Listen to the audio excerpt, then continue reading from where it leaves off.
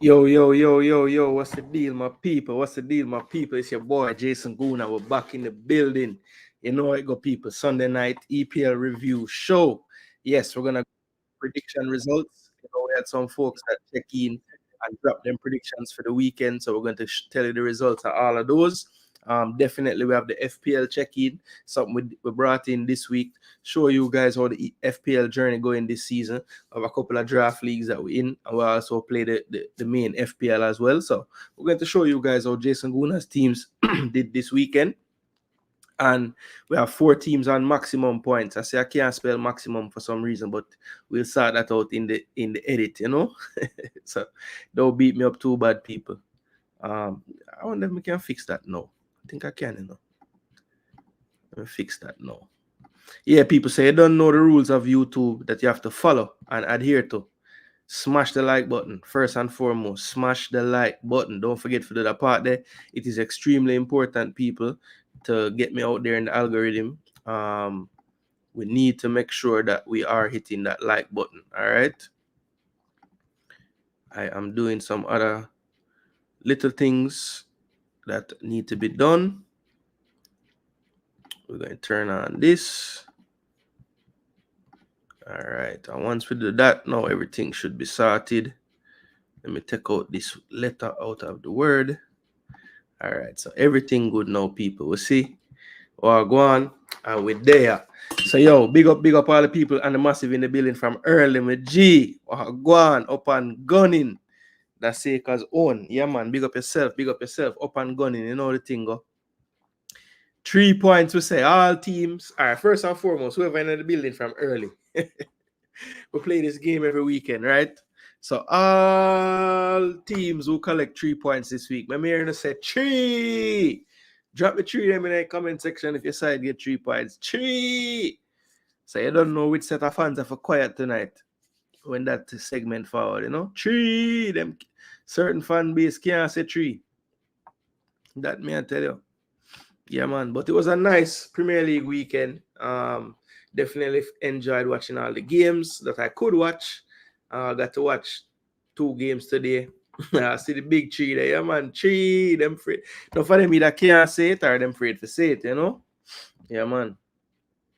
Because we know the one them are lying and I put the 3 even though them side lose, And that's that me I wait for. One of the side them I no lose for type of 3.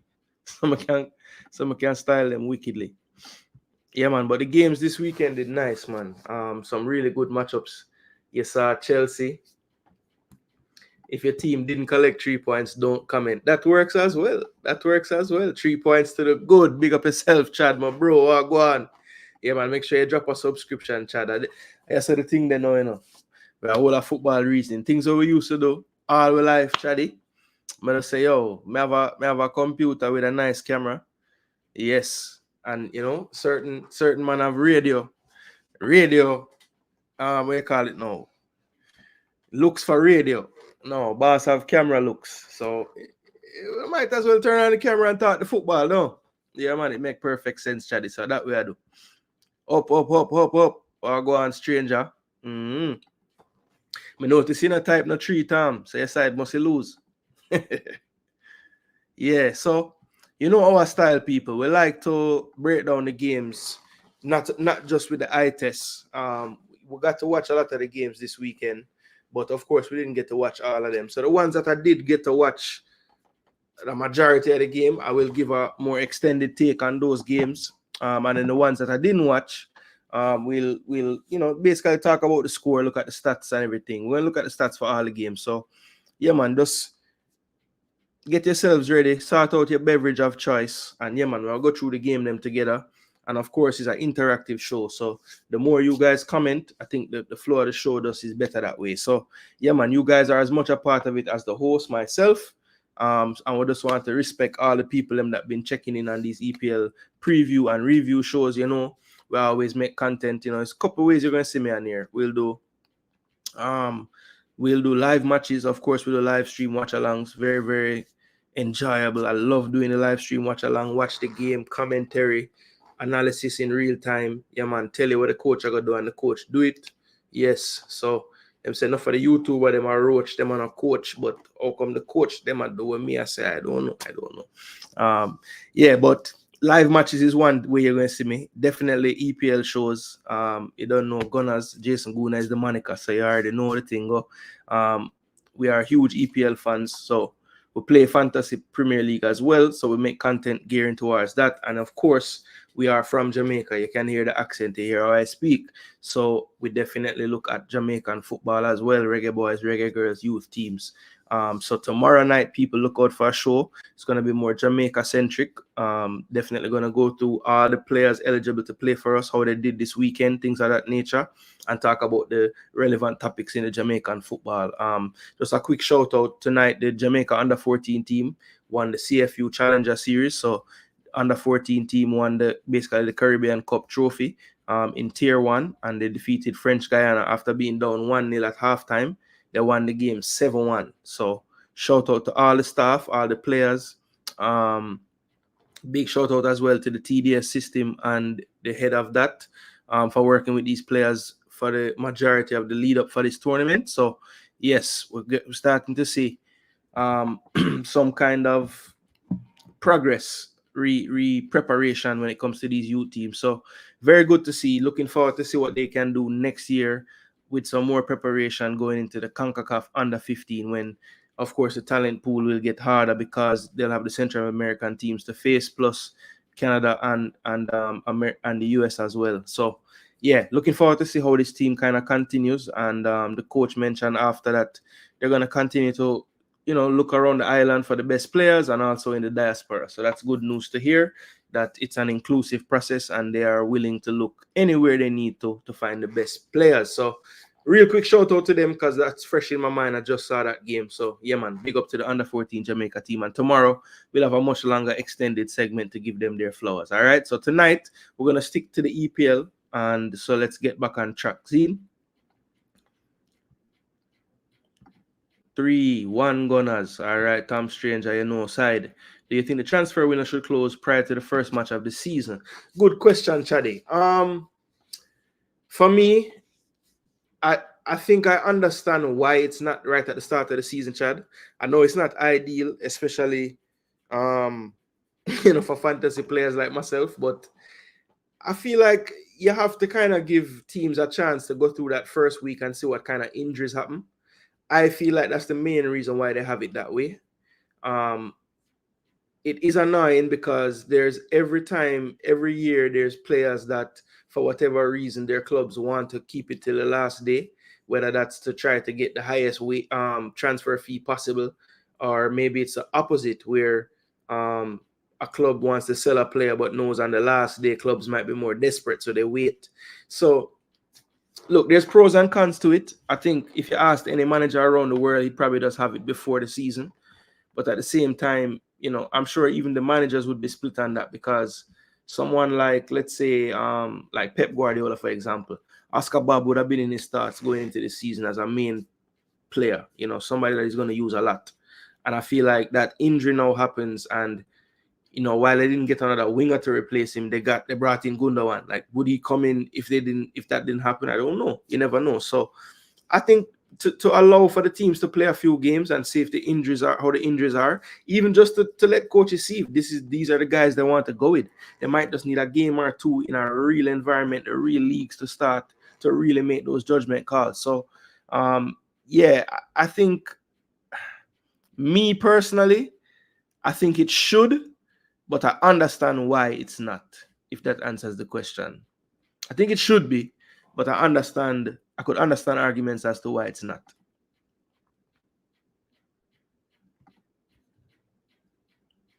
Yep, Chelsea got 3 points. Can't lie. Up at Chile. Oh, go on.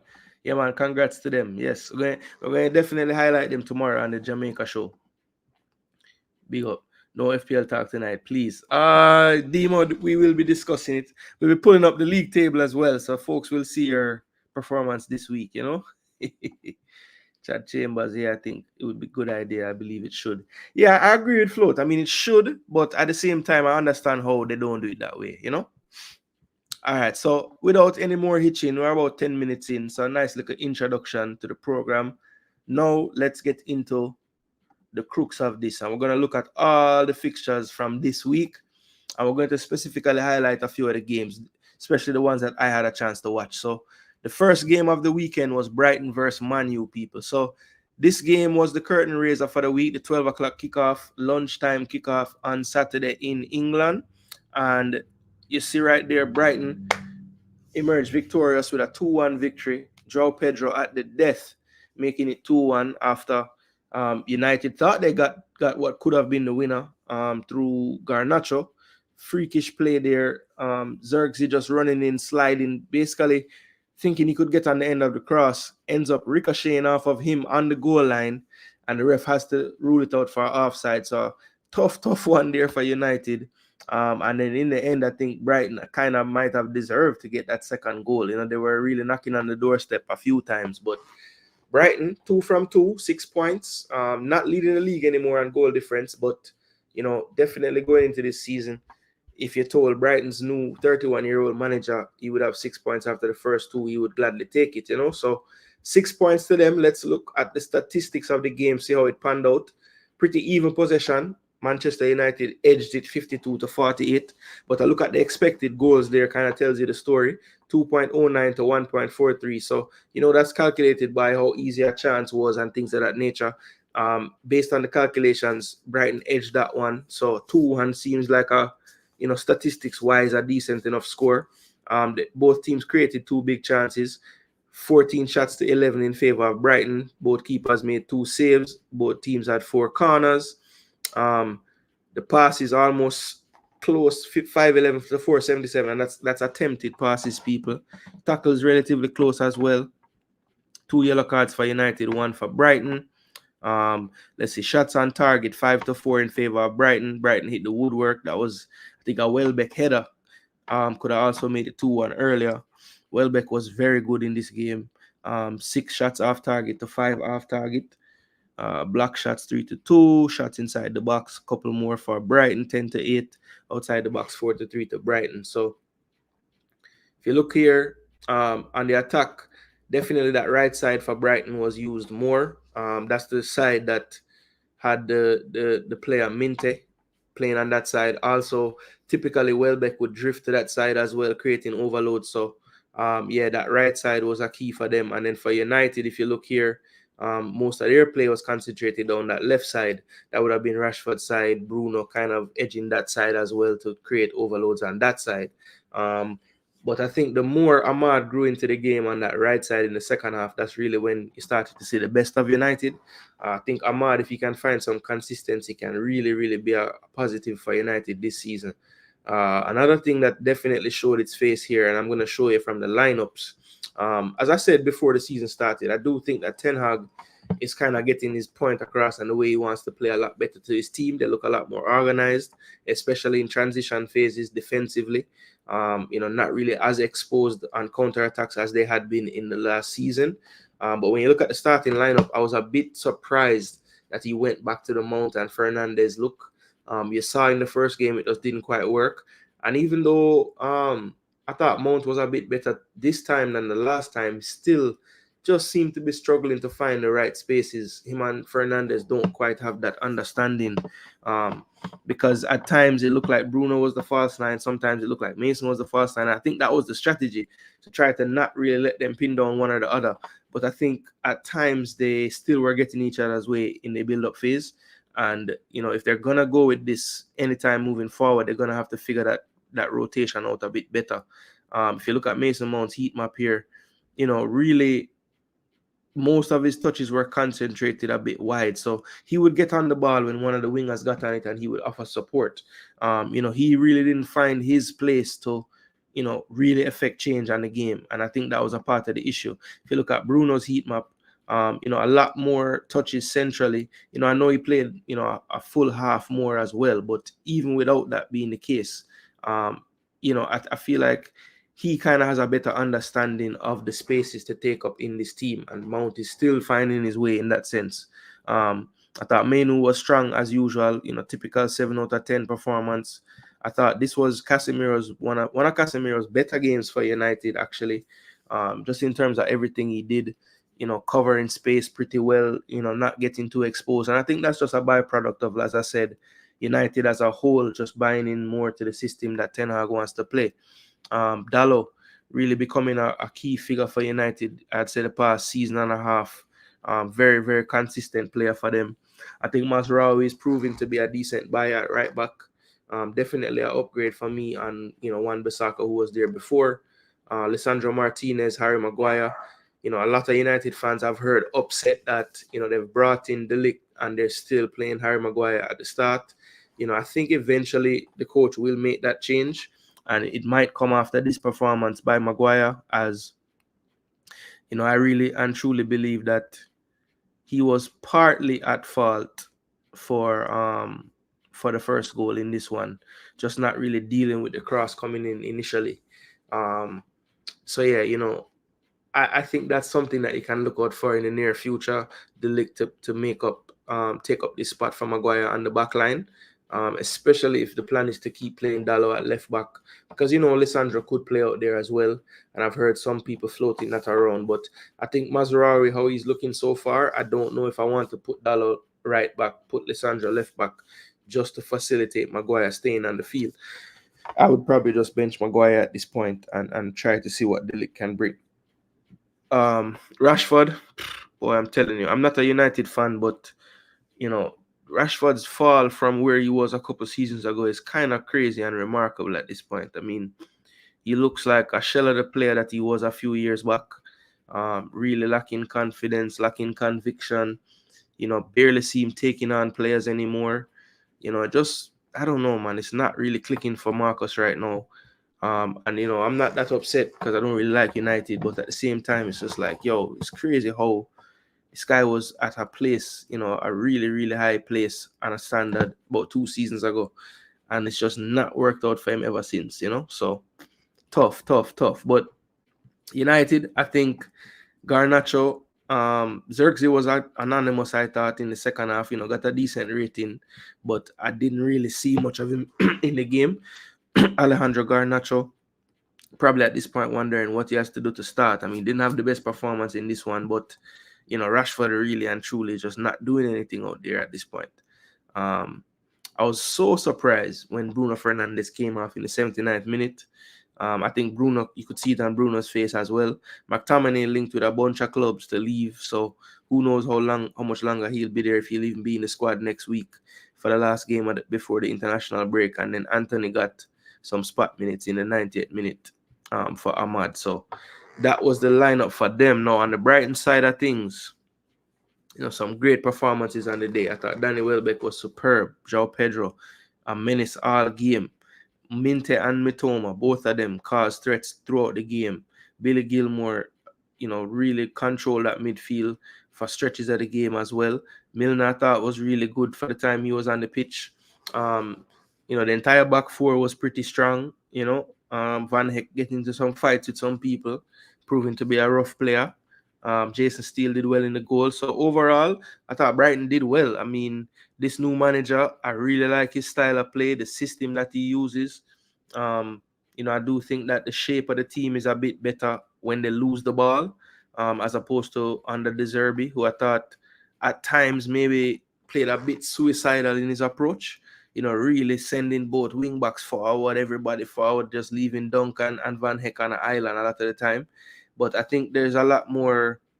It's a lot more strategic the way they go forward now. It's almost like a good analogy, coaching wise, would be like how Liverpool looks compared to now, how they look now compared to Klopp.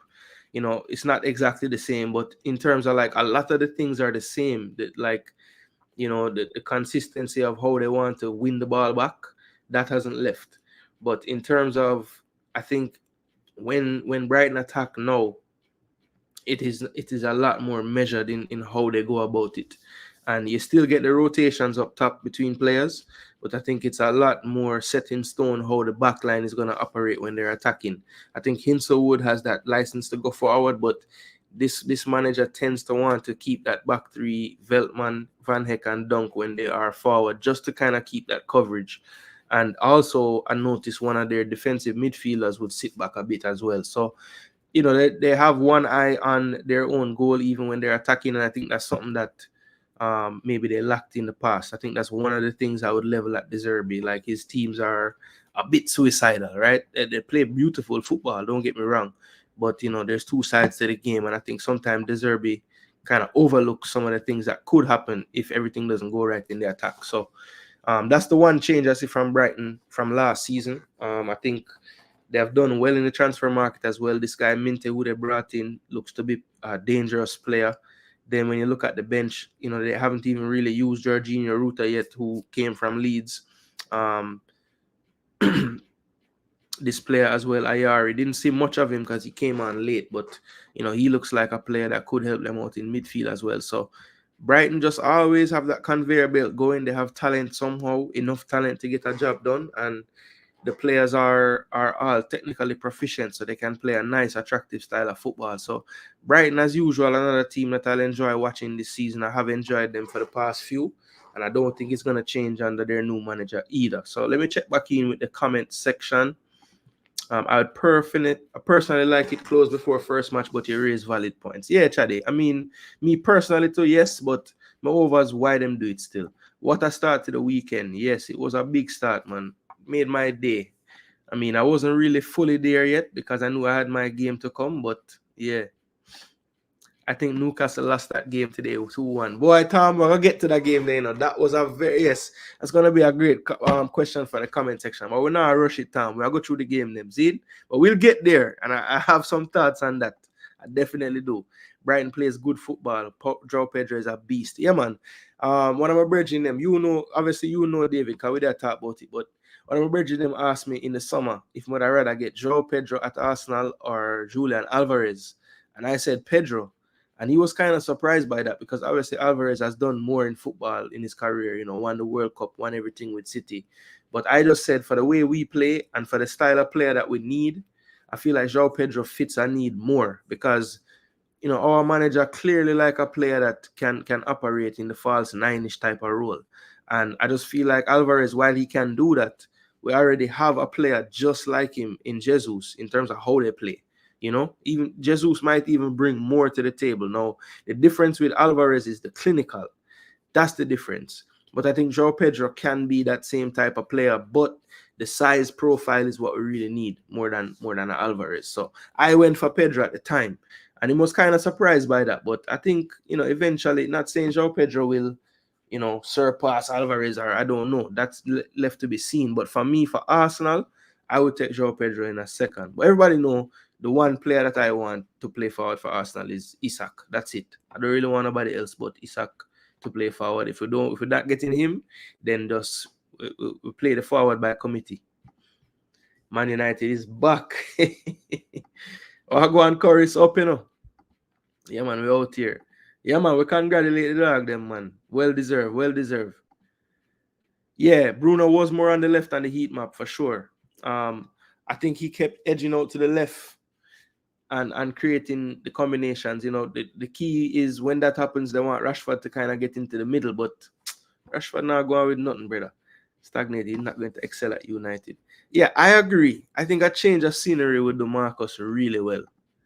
Give me Nicholas Jackson over Rashford. I didn't think I could say that. Boy, I'm telling you, you know, Nicholas Jackson is not as bad as the people them love talk about the man. I think it's just him attitude why people don't like him. But I don't think Jackson is bad, bro. I really don't. I mean, yes, he's not. It's clear him elevator don't go all the way up, but him have talent and him have good. He's actually not bad technically either. Like his hold up play is decent. So I don't know, man. Put him in the right system, the right people around him, I'm going to give you about 14, 15 goals, and that's what he did last season. Agree, Rashford, the fall off needs to be studied. Yeah, it's mad. Anthony has to be the worst United player, even worse than Bebe. No, I don't agree there. Bebe worse than Anthony. Exactly, McTominay leaving, so I was shocked that he would bring him on. Like, why are you even playing him? For what? Antonio Conte, love them midfielder there. Dinosaur have enough gas in the tank. Big match next week. Coach younger than Evans. Yeah, the coach younger than Lewis Dunk. The coach younger than James Milner, of course. The coach younger than Welbeck. It's about, I think they said about 5-6 players young older than him on the team. He was 31. So them team not so old. Ball share will increase with slot. Yeah, that's something I was going to talk about when we get to the Liverpool game. This point, Anthony can get the job to wash the jersey. Big up yourself, Corey. What go on? Boy, it never looked so good for you this week, Corey. May I tell you the truth, Anthony can get the job to wash the jerseys. Yeah, man. Owen, bless up. Thank you for your view. And thank you for your like. Me never go forget to say that, Owen. Ever. One Barcelona, one Jamaica. Yeah, me need for as I said that Tycoon, me need for I go tonight before the show done, I go show you the other league them as well. And just show you how the table looks so far in the first 2 weeks. Because I don't like me not watch no other leagues, but yeah, I just kind of do the show up on the EPL. Jesus looks like he's not going to work out, unfortunately, because of consistent injuries. But I mean, I tell you, the man hurt himself again. Groin injury. So I know that's not a simple thing. That's about 2 to 4 weeks at least. Pep going for Gooner says a lot with the new Brazilian. No, Pep just go for Gooner because say him never go for another winger because Savio. Yeah, maybe. 100 mil to wash jersey is crazy. Yeah, man, flop out big time. Liverpool win, so it balance. All right, Corey. Yeah, man, you have to pre the bright side of life. Some overs that. Yeah, so this game, Danny Welbeck, as I say, man of the match performance. I mean, that's 2 in a row now, honestly. He played really well in the first week as well. So, Danny Welbeck finding his way at the tender age of 33. But I mean, Danny Welbeck, from he was at Arsenal, you could see his technical game improve. And, we just never really gave him the opportunities when he was at Arsenal. Played mostly cup matches and came off the bench and stuff. But obviously at Brighton, he has found a home and, they've brought in strikers. They brought in Ruta, who's more of a number 10. When they bought João Pedro, he could have played striker. But, this coach has been playing them together. And it's really been working out because João Pedro, I think you get the most out of him when you give him a freer role, because he needs to be on the ball more than just finishing off chances. So, yeah, it works out with a player like Welbeck and him. And also, Welbeck is comfortable dropping deep as well. So, the interchange is also there. Sometimes João Pedro is ahead of Welbeck. So, I think next week they're going to offer quite a threat to Arsenal in our game. So, I'm looking forward to see how we handle that test next week at the Emirates against this Brighton team. Manchester United, back to the drawing board. Next week, Man U have that big fixture right before the window. Man U, Liverpool at Old Trafford. Always a big matchup, that one. So, yeah, they don't have much time to worry about this loss. They need to get right to work and get prepared for this next result or this next fixture. So, that is the Brighton-Manchester United game. Then we had Southampton and Forest. I did not watch this one, just saw the highlights of this one. Our boy Morgan Gibbs-White, yes, we have been acquiring some new players, are about to. Can Morgan Gibbs-White be one, people? That's a huge question. I would love for that to happen. One thing I'm definitely worried about, England's new manager is who? Morgan Gibbs-White, under 21 manager. So, people, this next England squad, we need to watch it keenly because this brother had a lot of Jamaicans in his U21. So, and Morgan Gibbs-White was his captain. So, yeah, it's going to be a tough window, people. It's going to be a tough window. But we'll see. Maybe this coach say, listen, the team went to the finals, but not change the team. Maybe that will happen. But Morgan Gibbs-White definitely knocking down the door at this point. Was on his socials, was pretty upset not getting a look in for the Euro. What that does for his psyche moving forward in terms of international football is left to be seen. but we know he's a supporter of Jamaica. We see the tattoo, we know the lineage, we know the heritage. So, yeah, as we can always dream as Jamaica fans, but the statistics in this game look like this. So Southampton at home, up from the championship, boss possession, 65% to 35%. Now, you know Nuno Espirito Santos style. This man don't need the football to win football matches. And that's evidenced by the expected goals. With all that possession, 0.14 expected goals on the Southampton side and almost 2.5 on the Forest side. And that is a perfect example of Nuno football. So Nuno doesn't mind you having the ball. As a matter of fact, he wants you to have it so that you're pushed up field for when he wins it and they go and attack you. 6 big chances created by Forest. So terrible finishing on the day. Should have had more goals, clearly. 23 shots to 5. The keeper made 7 saves for Southampton to just 1 for Forest. 10 corners on the day to 4. The passes, look at that, almost double the amount of attempted passes for the losing team, Southampton. Yellow cards 3 apiece. There's some rough tackling in this one. 8 shots on target to 1 in favor of Forest. Then when you look at the attacking phases now, the darkest green is where the ball was the most. So Southampton, for all their possession, really couldn't crack the final third often enough. Definitely bulk of their play in the midfield. And then by contrast, you see on this left side especially, they were able to get down and through into their attacking area for Forest quite frequently. They scored 1 big chance, missed 5 of them. So again, could have been worse for Southampton on the day. Let's see.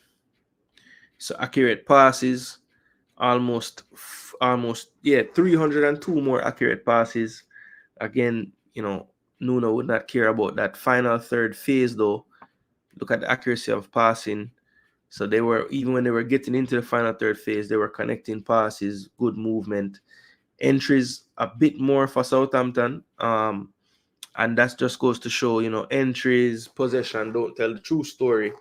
You have to kind of see what's going on in these games and take note of the shots on target, the big chances, because if you looked at just the possession stats in this game, you'd have thought Southampton really could have done more. But, based on the actual chances created, it was only going to be 1 winner on this day. So, yeah, Forest getting the 3 points. I think they drew their first match, so they're on 4 points now. Southampton still on 0 points. Remember, they had that tough 1-0 loss to Newcastle, who were able to hold out with 10 men for the majority of that game. So Southampton, two games back in the Prem, 2 losses for them. So, they're going to have to pick it up if they're going to get some points in this league. I have them getting relegated this season. So, I think it's going to be really tough for them going forward. But again, on the day, so Forest got the win, 1-0. McCarthy was the best rated player on the day, had a bunch of saves in this one. Could have been way worse. Hudson-Odoi had a high score as well as Gibbs-White. Ola Aina did well as well. The two fullbacks played well on the day. Let's just look at Morgan Gibbs-White in a little more detail. So, as you can see, plays that number 10 role, but I think he can operate even deeper in midfield, as evidenced by this. Always back linking up play. A lot of touches by midfield, even in his own third, defensive third to the start of the middle third. Building play, getting the attacks going. Played 89 minutes, had a goal, 57 touches, 79% accuracy on the passing, 3 key passes, which is big for his position. You want to have at least 2 in a game. 0 for 1 on his crosses, 2 of 2 for the long passes, 2 shots on target, 4 of 6 on his dribbles. So one of the better dribblers in the Premier League, I can say, just driving the ball forward, taking on players, beating them. 9 of 16 ground duels, 2 of 3 aerials. That's another part of his game for an attacking player. Really and truly puts in a crazy amount of duels in matches. It's not uncommon to see him over 14, 15, 16 in one game. And you can see it there again, 9 of 16, 2 of 3 in the air. Lost the possession 13 times, committed 3 fouls and was fouled twice. had 1 interception and 3 tackles on the day. So all around good performance from Morgan Gibbs-White, getting the goal that was the difference maker, giving Forest the 3 points. So let's go back to the results of the week and go to the next game. Soon check in back with the comment section. Let me go to Fulham and Leicester. So now, of course, in this one, we had our boy Bobby Reid starting for Leicester. On that right-hand side, actually, no, sorry, on the left-hand side this time. 6.5. Tomorrow, I'll go through everybody that played from Jamaica in the various leagues around Europe and the US. But since we're in the Premier League now, we're just going to look at Bobby Reid's game in detail. All right, so this was Bobby Reid's numbers. As you can see, Fulham had Leicester pegged back a lot of this game. So the bulk, well, not the bulk, but a lot of his touches came in his own half, kind of playing out from the back, helping out with the defense. You know, Bobby Reid always going to give you that on that left side or right side, whichever side he's on. He played 63 minutes this time. Not really much on the expected goals or assists. He had 1 shot on target. He was 0 for 1 on the dribbles. 25 touches, 88% passing, so good safe possession passing there. No key passes, so couldn't really break lines or start any attacks with his passes. 1 of 3 on his ground duels, 0 for 1 on his aerials. He only lost the ball 5 times. Had 1 foul committed, was offside once, and had 1 tackle. So 6.5, pretty much an average performance. Nothing crazy going on, no mistakes either. So just an average day for Bobby Reid. I'm sure as he grows into the team, he'll want his offensive output to increase. I think in the first game, he really only had maybe about a 15-minute spell where he looked like a threat attacking. For the rest of the game, he just spent most of his time, helping out in the midfield and the defense, not really able to get into much going forward. So it's going to be a tough season for Leicester as well, just coming up into the league. I do think that I have them staying up. So we'll see if that does come true for them. But Fulham, who they faced, a team that I have, just in the teens somewhere, not in Europe or anything, but trying to make those strides. But I think they might fall just a bit short of those type of Europeanish type of places. I think I had them 12th going into the season in my season preview show. But before we look at the individuals other than Bobby, let's just take a look at the game stats real quick. So Fulham had the edge in possession, 54-46. Expected goals, they were the winners there. So, it's always interesting to see how much the scoreline reflects the expected goals. This is almost 2, and that's a little below 1, and the score was 2-1. So sometimes those kind of bear out. Other times they don't. But yeah, it's kind of cool to look at that. 3 big chances for Fulham, 1 for Leicester. It had 8 more shots total. More saves for Leicester's keeper, 4-3. So Lennon did some work as well. 7-5 corners in favor of Fulham. Passes, a bit more attempts from Fulham. Let's see, yellow cards 2 apiece. Shots on target 6-4 in favor of Fulham. Then let's see the attacking phases. So yeah, decent balance from Fulham, right and left. Didn't really favor one side or the other. On the other hand, Leicester, as you can see, that kind of most of their build-up phase came through the left, and then in the attacking third, really not enough concentration at the play there. So this just basically shows, Fulham definitely had a bit more of the game in this one. Big chances scored 2 and they missed 1. They scored their 1 and only big chance on the day did Leicester. Penalty area touches a lot more for Fulham. So that should give you another sense of the balance of play. Let's see. Final third entries, 66. That's a lot to give up in one game for Leicester. 37 entries for Leicester City on the day. But when they got there, you see they could not connect their pass in the final third, only 50%. That's really poor. 76% in contrast for Fulham. So yeah, by the numbers, not this scoreline really made sense. When you look at the stats and you look at the scoreline and you watch some of the game as well, it would show you that Fulham were the deserved winners in this one. Even though Leicester ended off the game pretty well and could have maybe got an equalizer. I think on the balance overall of play, I'd have to say Fulham were the deserved winners. Andres Pereira had the highest score on the day for Fulham with a 8.4. Definitely controlling the midfield. You know, I was a bit worried when I saw week one he's playing a bit deeper in the system, but I think, you know, I was kind of sleeping on his work rate because he has put in two very good shifts in terms of both sides of the ball. As I was saying earlier, when you're a midfielder, you want to have about two or so key passes. Well, he did a lot better than that. He had 7 key passes on the day, one big chance created. 5 for 9 on his crosses, 5 for 5 on his long passes were all successful. So just a very good day on the day for Andres Pereira, both sides of the football. So kudos to Pereira, proving me wrong. I thought it would be a bit much for him to play so deep in the midfield, but he's doing it really well.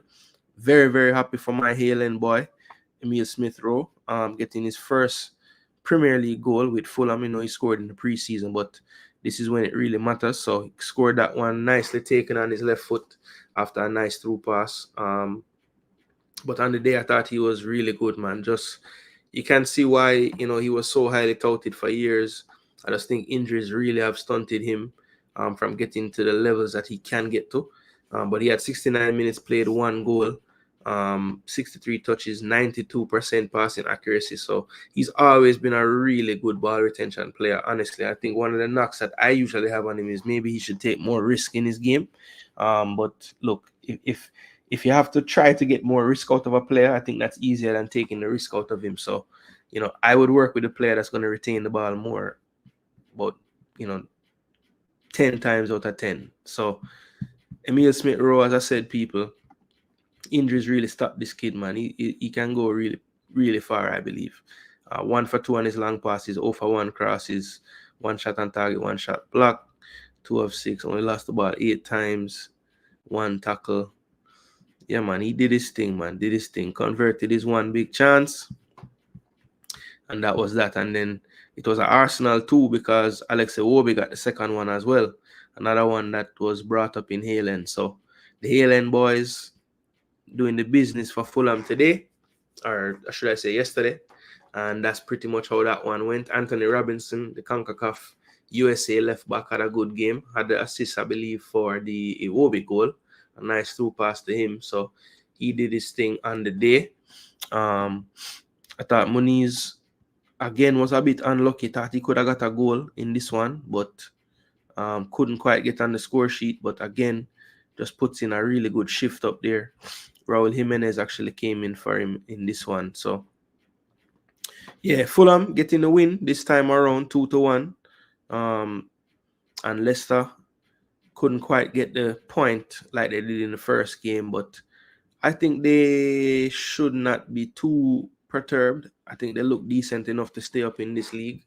I just feel like they need to get a bit more out of their attacking force right now.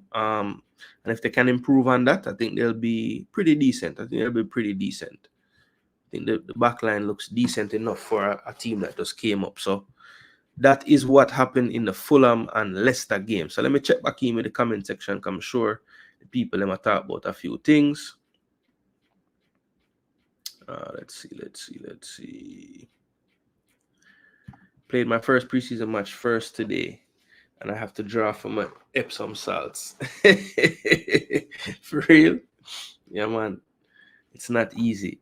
It took Welbeck 16 seasons to score 100 goals. Injuries hurt him. Yeah, because Welbeck would have scored a bag of goals if he never get injured, you know? And I guess a lot of players who had injuries could say the same. But I just feel like Welbeck is really good. And every time he was about to get to that next level, he would hurt himself. Like every time in his career, if you really study his career. Ten Hag could be in trouble. Boy, a fickle body, you know. I thought he was okay after him win the FA Cup. We don't have to worry if he has a lot of Jamaicans in his squad. Hit the likes. Yeah, man, make them know, Dre. Make them know. The KFC? No, sir. Sunday dinner cook, brother. Bless up, Kevin. Yeah, man. Smith-Rowe get him first goal for Fulham. You could have seen the joy upon him face, too. I figured something about Chelsea was tying to this, you know. Boy, Dre see EPL review, and boy, Dre, I know you probably click on them video before and just drop a like as a supporter, and just left, But see tonight, I know you're gonna stay around, because the 6-piece is sweet, yo. Yeah, man. Chelsea can't talk it well now. Some real Chelsea fans not really them happy because them win and them score 6, but the real fans know. And we're gonna discuss what may I talk about when we get there. And then Drake can cuss me. All right, 2-0. Crystal Palace could not get it done at home. So the new manager bounce wear off people or what? Because them game last season, Palace are win all 4 loving, man. But this one ended 2-0, courtesy of 2 goals in 5 minutes from Thomas Soucek and Jared Bowen. But the statistics for this game were interesting. And of course, our boy Mikel Antonio started again up front for West Ham. So we're going to detail his game in just a minute.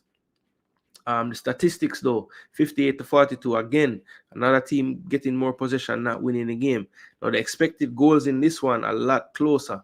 1.39 to 1.35. So that just let me know that Crystal Palace probably deserved a goal in this one, which I agree with. Eze again must be the saltiest player this season.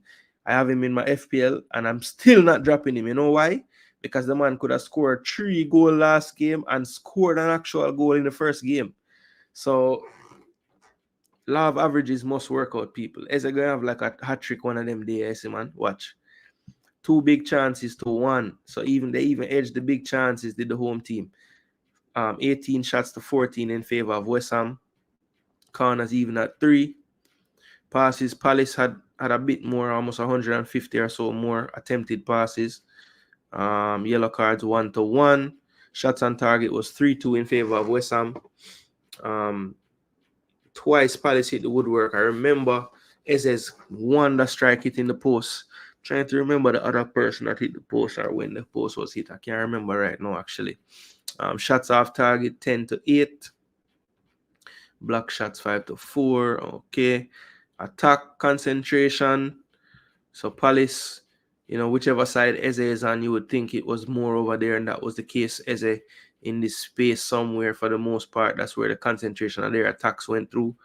And then West Ham, a lot more balance, which is good. Bowen, Kudus one side. So sometimes, it's good to have 2 players of equal quality so that teams can't start to set a trend or spot a trend and try to defend it accordingly. West Ham does a good job of varying up the play from wing to wing. 2 big chances missed on the day for Crystal Palace. 1 big chance missed for West Ham. Let's see. Final third entries. Palace even had 20 more than them, 77-57. Final third phase even had better passing accuracy. So really and truly, Palace look at this game and say, boy, we went down 2-0, but the metrics of the game, the stats of the game, definitely we did enough to get something out of it. So they should feel a bit down for not getting anything from this one. But those 5 minutes really killed them, getting those 2 goals. And tough loss at home, but I believe that Palace will be okay this season. I think some of that new manager stuff has worn off at this point, and I know they really and truly are going to find it difficult to recreate what they had without Olise in this spot where Edward is, right? So that's the one thing I worry about with them.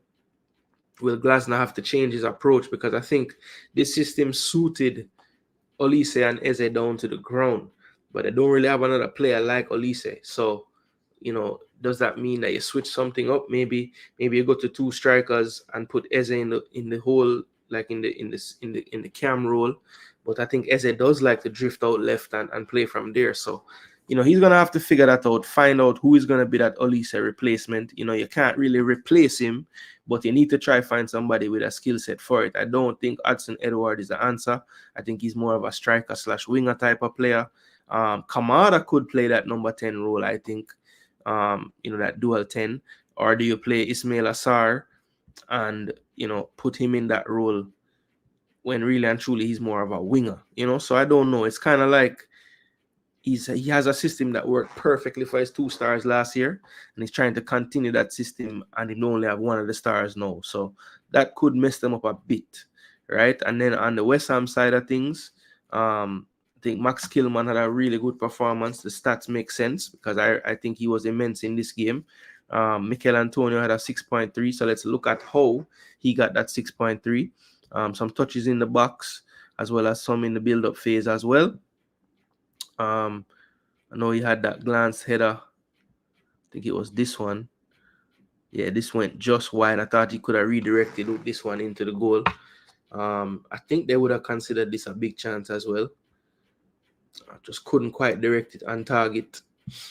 But yeah, only 2 shots for him in his appearance today. But let's look. 62 minutes played until he was subbed off for Nicholas Füllkrug. And then, yeah, there's the expected goals right at 0.56. 1 shot off target, 1 shot blocked, and he had 1 big chance missed. So yeah, so they did register that header, that glance wide as a big chance. 20 touches on the day, 6 for 10 for 60%. 0 for 1 on his crosses, 1 for 1 on his long passes, 0 for 3 in his ground duels, 2 for 3 in his aerials. Lost the ball 11 times out of his 20 touches, 1 foul, committed 1 foul, and was offside once. No other defensive stats of note. So 6.3 by virtue of, you know, a lot of possession loss and also getting a big chance missed. That's probably what brought him down from a 6.5, 6.6, 6.7 down to a 6.3. So he on the day had the lowest score out of all of the West Ham players. So not his shining moment this go around. And my question to the Jamaican fans is, do you think that Füllkrug is being eased in because he just got there and that spot is pretty much going to be his once he's acclimatized? Or do you think that the coach likes the idea of tiring out the defense with Antonio to bring Füllkrug on to finish them off? Let me know in the comment section what you guys think. Me personally, I think the coach is just going to manage it based off form. I think if Antonio scores and keeps scoring goals or assisting the team to do good things, he'll probably keep starting. If Füllkrug gets a 1 start and scores and does, you know, really well, he'll probably keep. I don't think the coach really sees it as a starter and substitute. I think he's just going to work with, you know, systems of play, teams they're facing. I think that's what it's going to more come down to. But for right now, I think it's Antonio's because he's, you know, definitely more in tune with what the coach would want to do. But as the weeks go and Füllkrug trains more, I think that advantage will go away, and then to be the true test to see who the coach really thinks will be the starter. So let's see how that plays out this season. My hope is that he can continue to get valuable minutes and time. But I am thankful that there is somebody to at least push him because, you know, you want him to stay sharp. You don't want it to be a case where Antonio must play, even if him not playing nothing, right? So, yeah, I think it'll be good for him to keep sharp, stay focused, and know that, you know, there's someone there that wants to take his game away if he doesn't step up. So, yeah, overall, I think it's a good thing. And I just want to see how it plays out. But me personally, I don't think the coach really knows yet who his first would be. He'll probably get more of a clearer picture of that after maybe, you know, a few games into the next part of the season after this first window. So, yeah, game 6, 7 or so, I think we might start to see a pattern of who he plays. For now, I think it might just change. Maybe not even that quick, like game 10. Yeah. But West Ham on the day emerged victorious 2-0. I just feel like Crystal Palace just needed to take a chance to get into the game, and things could have been different. But yeah, they were unable to do so. Kudos to Alphonse Areola, keeping the clean sheet, and the rest of his backline as well, doing well. So yeah, 2-0 to West Ham on the day. All right, let's go back. Round 2 matches results. Next one on the docket, Tottenham versus Everton, people. So this one was a drubbing, 4-0. 2 goals from Sonny, 1 from Bissouma, a cracker, and then Christian Romero from a corner as well, nodding home. So that was a 4-0 to Everton, to Spurs, excuse me. I told you, people, I have Everton in 18th place this season. I don't see them staying in this Premier League after this year. I think they have been dodging the bullet for a few years now, and I just don't see the quality required to stay up. Yeah, I don't see it. I don't see it. So for all you people out there who rate Pickford, just know your team might be getting him after this year, because I don't know if Pickford will stay in the championship. 2.43 expected goals for Spurs to 1 for Everton. 6 big chances created for Spurs. Wow. 13 shots to 10. Passes a lot more to a little. Shots on target 7 to 1. Tottenham really like that right side. Pedro Porro, Brennan Johnson side of play. Definitely prefer that side in the build-up phase. Everton pretty much barely got into the attacking third, but the left side seemed to be favored for them as opposed to the right for Tottenham. And then they scored 3 of the big chances, missed 3 of them, so it could have been even more goals. Touches in the penalty area, 33-24, fouled in final third. Final third phase, Tottenham 79%, only 555 for Everton, 51 entries to 44. So, you know, that's a typical facet of Spurs play. So you see how dominant all the metrics of this game have been towards Spurs, but their style of play just lends itself to the other team entering their final third. There's not much you can really do to prevent a team from entering the final third on you when you attack the way Spurs do. They literally send everybody into attack. They don't really, you know, they depend on their physical ability to run back in time. But, you know, if a team executes the counter well enough, you're going to get all the way down to the final third before you get stopped. So that's a part of the reason why, with all that domination of the stats and the possession and everything, the final third entries are so similar, because Spurs basically give you a chance to enter the final third all the time. It's what you do with it when you get there. That's the key. And they have good individual defenders that can kind of just stop you. So, yeah, I think he kind of plays with fire with his tactics sometimes. A lot of the way how De Zerbi plays as well, I think. 29-22, 15-4. Yeah, so that is basically the stats overall of this one. Again, it was 4-0 to Spurs. Just take a look at the actual players in the game. Christian Romero, I think, had the highest score, yep, with a 9.0.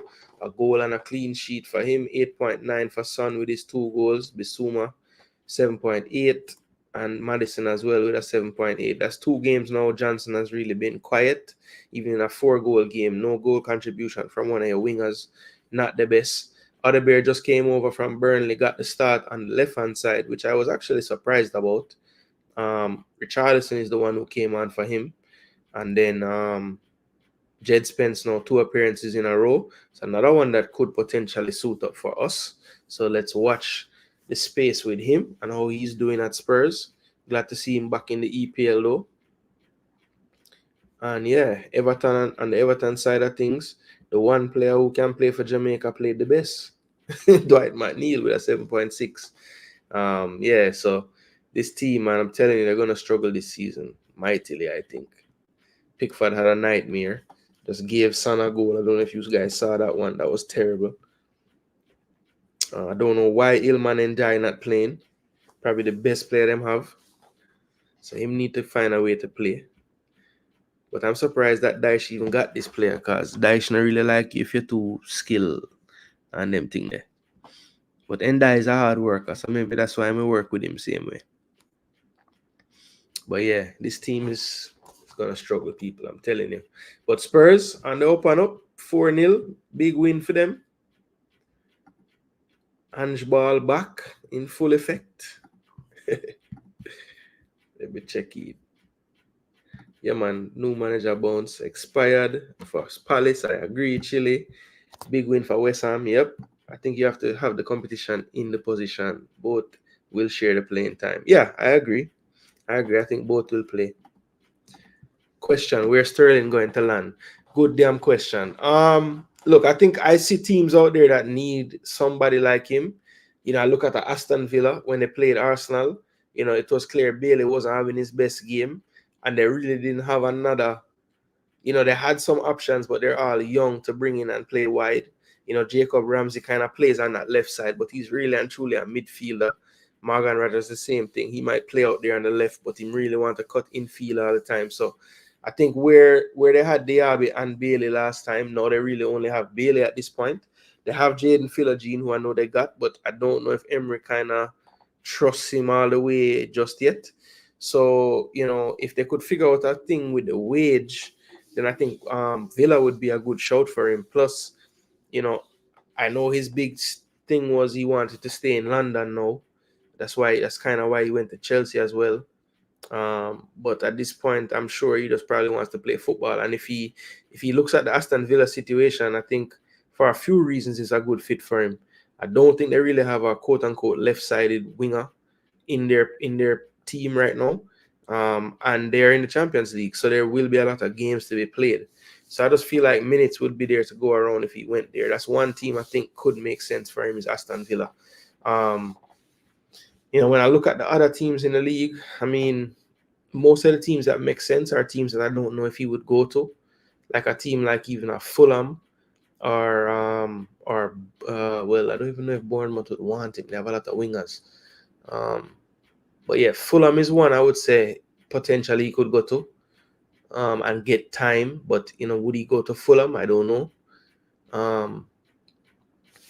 Yeah, if he swallows his pride, then a lot of teams would want him. But I just feel like he's going to want a certain caliber of team that's already up there, and that might make him have to play U21 football for the season. I don't know, or at least until January. Because it's a lot of money, man. It's a lot of money. 300 bags a week. Not many teams can pay that. And I don't believe Chelsea going to set up any kind of deal where they pay some of it or anything like that. So, yeah, I think that's going to be a big deterrent for him, to be honest. Biggest surprise of the weekend for me.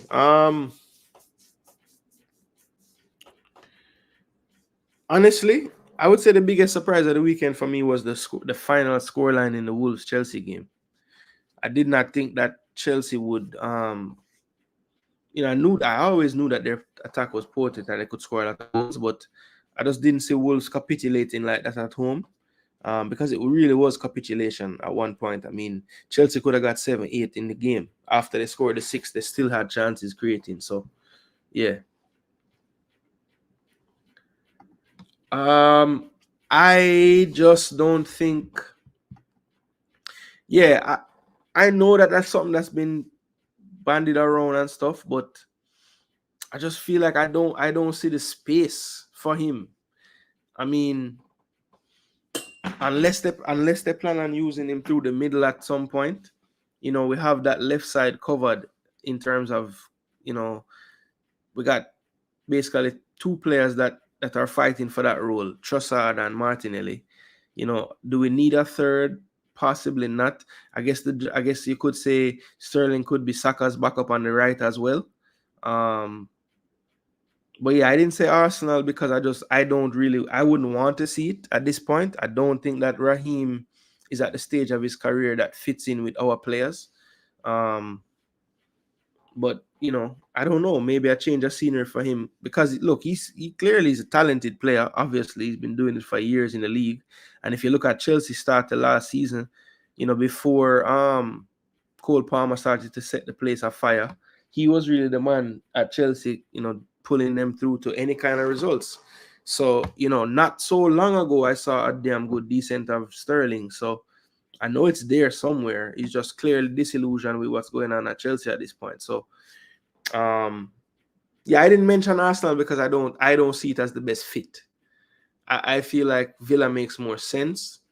It's just, again, none of it really makes sense to me financially because I don't know what team is going to be willing to pay his wage. But if you eliminate that and just think of teams that would work, I think Aston Villa would work for a lot of reasons. It's Champions League level. There's space there. I think he could potentially go in there and start on that left side for them in certain games now. And I don't think there's a lot of the other top teams that he could have that same scenario. When you look at the Man Cities of the world, he ain't going back there. Arsenal, potentially, but again, his preferred position on the left, we're loaded. Or we have players. I mean, I wouldn't say loaded, but we have players there. Then you're talking about Liverpool. He ain't going back to Liverpool. Then you're talking about Aston Villa. I think that's a good fit. He's at Chelsea now. What's another team that would be up there at least? Spurs. I mean, maybe Spurs. No, but Spurs have Son on that side there. Johnson the other side. Them just signed Werner again. West Ham have Kudus, Somerville, Bowen. Aston Villa is who I think could use them. Newcastle have Harvey Barnes, Garden already. Bournemouth have, I guess Bournemouth could use him. Maybe it's an upgrade on their left-sided player now, but I like Tavernier. I like Sinistera. I think Semenyo locked down that right side on that team. Palace, maybe Palace. Maybe Palace, but I don't know. That coach don't really play with wingers. He play with more like number 10s. I think Fulham would be another one that he could go to and get a lot of time. Maybe Wolves. They just lost Neto. They need some more cover in the attacking positions. Maybe there. Don't see him going to Brighton. If they could pull it off, I guess he could go to Leicester. Bobby Reed and Bonanote start the first 2 games. I mean, they seem like they could use some more depth on that team. I don't think Brentford would buy him. So yeah, I mean, there's just not that many teams that I don't know. Yeah, Lee Young, no, tomorrow night, I'm gonna talk about that. I'm gonna talk about that tomorrow night. Greenwood scoring again today, and Jonathan Rowe as well, getting his debut off the bench after just signing this week. So good look, 2-yard man over there. I light it up, Villa could be a good look for Sterling. Allow McGinn to move back to his more natural position. Absolutely.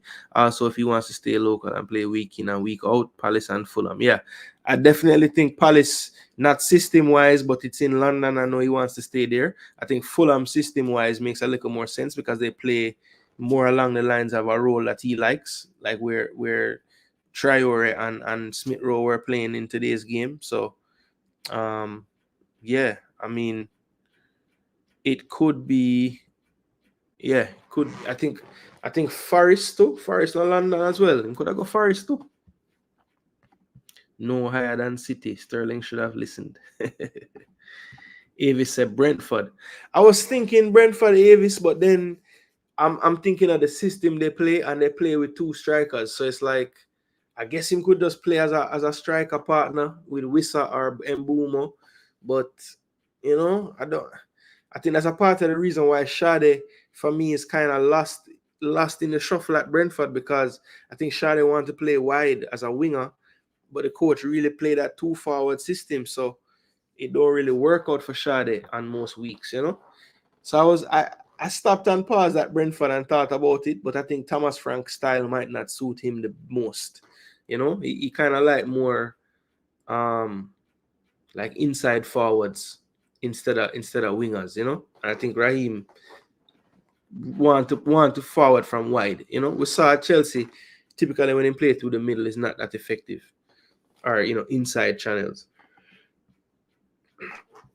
But yeah, I did give it a thought though. But for me, the number one for me that check most of the boxes except for location of the club is Aston Villa. But I don't think Sterling would have a problem being in Birmingham, because that's Jamaica as well. So I think he would get a lot of love over there. Yeah, I agree, Chile. Think best option of Villa, because I'm sure him would have want to go to a club that have some kind of aspirations. Him can't just fall so far to the point where, all right, I'm going to play for Ipswich Town. I just don't think it'll go work. Sterling to Mount Pleasant. I think Peter Gould are the only owner in the JPL who could afford the wage still. He could go to Saudi. Yeah, I'm just thinking of all local plans or all EPL plans. But yeah, he might have to leave the country, to be honest. Go join Damian Lowe side. Them need baller. So they can cover the wage bill. Exactly. Any side. Even the last place team could have get 5 sterling on it. Them man, they're full of bread. Believe me. All right, so moving right along. we have the next game. It was Man City and Ipswich. So this is the game that I spent most of my time watching in that 10 o'clock slot. So yeah, Haaland with the hat trick, people. At the last minute, me take off the damn triple captain off of my FPL, man, and just make it go normal, man. I'm saying scared money don't make none, real talk. But I think that somebody asked me earlier the biggest surprise of the week. One of them was that Ipswich scored the first goal in this game. I was so surprised that happened. Well taken goal as well by Smodix, who just came in from the championship. I think it's Blackburn he came from. Always at a good level in the championship every season, but finally getting his chance in the Prem now with Ipswich and scoring on his debut. But it didn't take very long to this game was over about 9 minutes after they got the first goal, because by then it was 3-1 after goals by Haaland from the penalty spot, then De Bruyne, and then Haaland again with a deft chip in the box. And then, he took his time to get this hat-trick, waited until the 88th to finish it off to make it 4-1 to Manchester City. So look at the balance of play. You barely see any blue. That's Ipswich doing anything of note on the pitch. And yeah, just about 2, 3, 4, about 6 little checks of blue, and the rest all green, which is Man City's dominance on the day. The statistics will bear it out, I'm sure. 75% possession, 3.34 goals expected to 0.29, 5 big chances created to 1 for Ipswich, 14 shots total to 1. Look at the passes, 500 more attempted passes. Jeez and peas. 10 corner kicks to 1. 2 yellows, 3 for Ipswich. Shots on target, just 5-1 on that front. 2 times they hit the woodwork today, or that day, Man City, yesterday. Attacking phase. So Savinho on that right-hand side definitely had the most of the play. Doku a little bit less down that left side, but definitely attacking more throughout the wings. When you look at Ipswich, you can't really tell where in attack they were more. It was nowhere. They mainly were in their middle of their box defending for the entire game. 3 big chances scored, 2 missed for City. The one big chance Ipswich created, they did convert. Touches in the penalty area. Look at that, 49-6. Wow.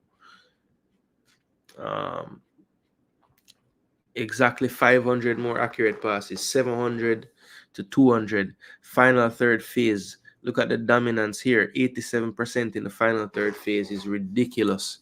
Final third phase, obviously, less space, more defenders in the way. If you're converting 87% of your passes, you're living in the other team final third, basically. And you're taking your time living there as well, like eating dinner, just relaxing yourself in them third. Excuse me. Final third phase for Ipswich, only 35 attempted passes to 340. That is ridiculous. 72 final third entries to just 21 for Ipswich. Long passes, both teams with not that many, actually, 34. Ipswich, that just goes to show their style is not kicking away the ball, because they were under the cosh the whole game, and they only literally had 34 long passes attempted all game. So yeah, that's just sticking to how you want to play, regardless of the scoreline, regardless of the quality of the opponent. We have to play how we want to play. We're not kick with no ball. So you have to commend that, actually. Now, it don't really mean that you're going to stay in the league, as we saw from Burnley last year. But hey, your system is your system. So if you have it in place, implement it, But that was the stats on the game overall. But let's just look at the individuals for a quick moment. Ederson had the poorest game of all. Really just let in a goal and didn't have to do much after that. So couldn't really get his score higher. Savinho again, second game only for City, looked really good. Kevin De Bruyne back to his top level in this one as well, pulling the strings, and Haaland with the hat-trick. I think he did have a few chances missed as well, though. Yeah, he did miss the one big chance. De Bruyne, though, look at that. You don't know which side of the field you're going to see him pop up on. This is what you call just having license to play wherever you want to play. But definitely like the half space right at the edge of the attacking third and both wings. That was really where he did all of his damage.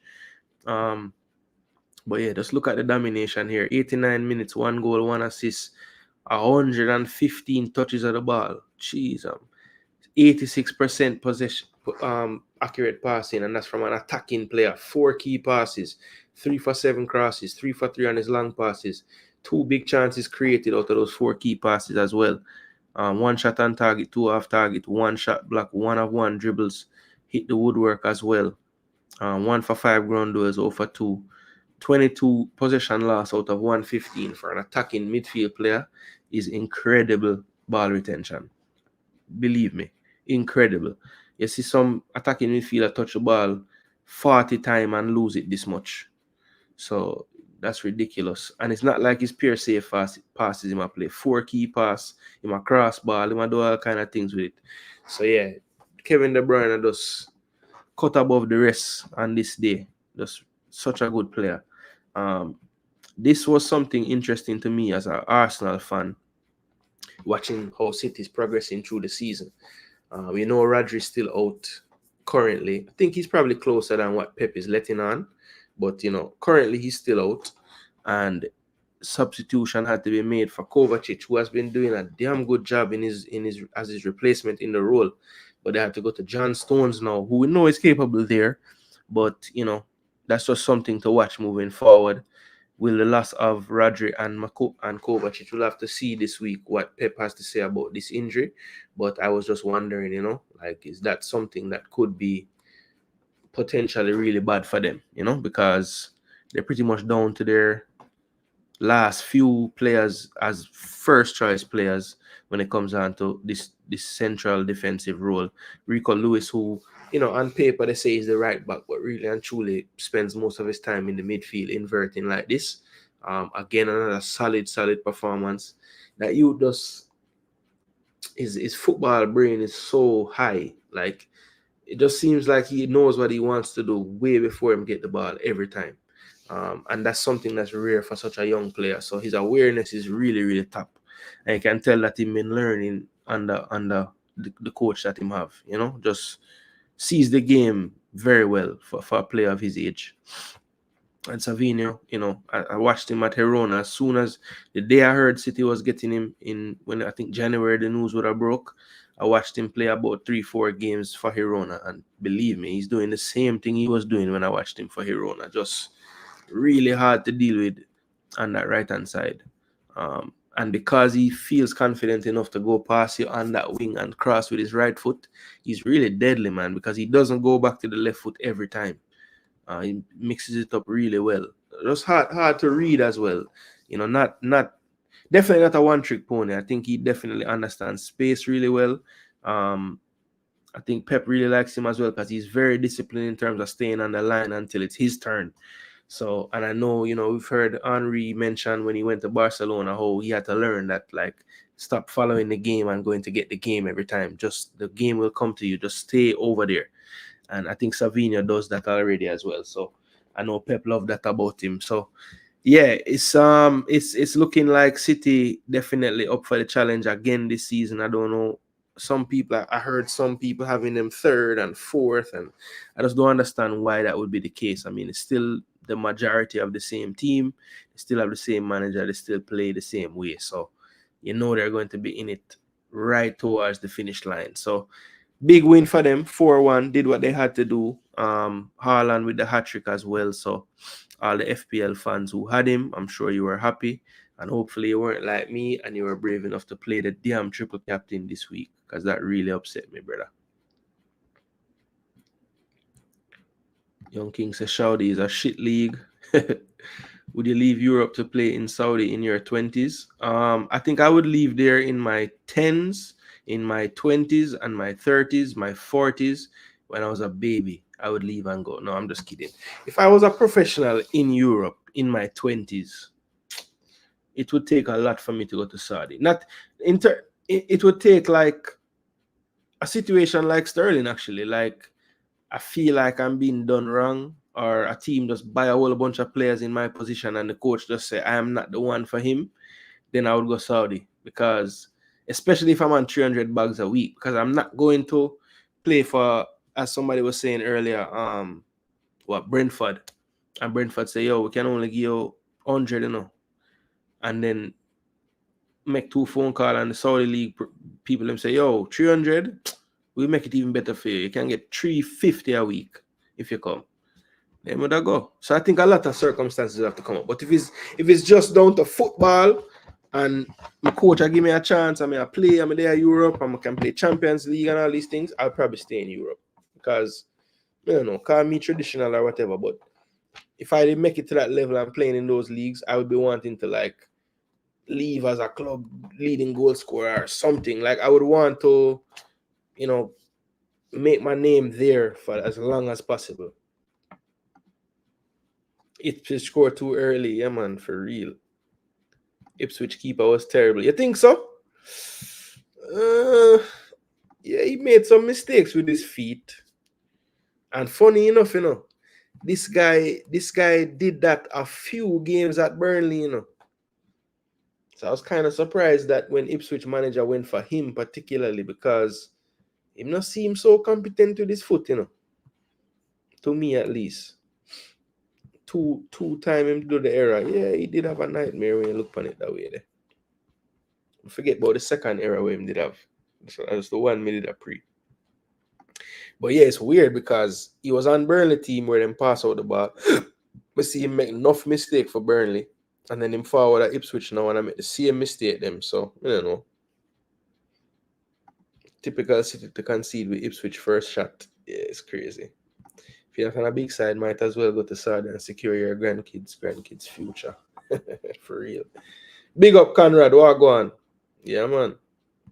Rico Lewis should be a starter. Walker days counting down.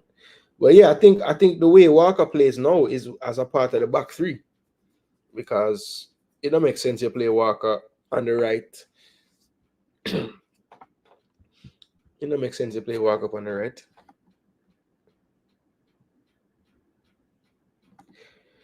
Ipswich play 2 big side. Yeah, yeah. Gooner will have to start next week if still no Rodri. You think so? Because wouldn't they just if no Rodri, he probably just start Stones and keep it just like this. Because I don't think he would have played Rico and Gundo deep. Did Gundo forward in this one? Yeah, he came on for Doku. And he was playing kind of midfieldish. Jack Grealish, Doku. Want to Nico O'Reilly. One man now at the bench now. Oh, go on. So 4-1 to City. Well done to the citizens, Can't hate upon them. No. Big match for the Saturday people. I was waiting all day for this. I tempered my cussing of United fans because I said, well, I'm going to wait till me win my game, then we can really loud out my thing. So yes, people, I was feeling a bit worried about this one, honestly, because the one thing that gave me hope, and I said this in the preview show Friday night, that typically for Arteta, since he's been at Arsenal, whenever we lose to a team, especially twice in one season, we'll get the revenge the next time we play them, almost every time.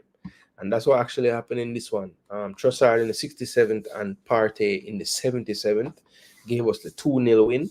But this game, people, this scoreline, if you never watched the game, would have fooled you because, and the stats going to probably show this. I haven't looked at these stats yet, but I'm telling you, the stats probably going to show this game was a lot closer than 2-0, right?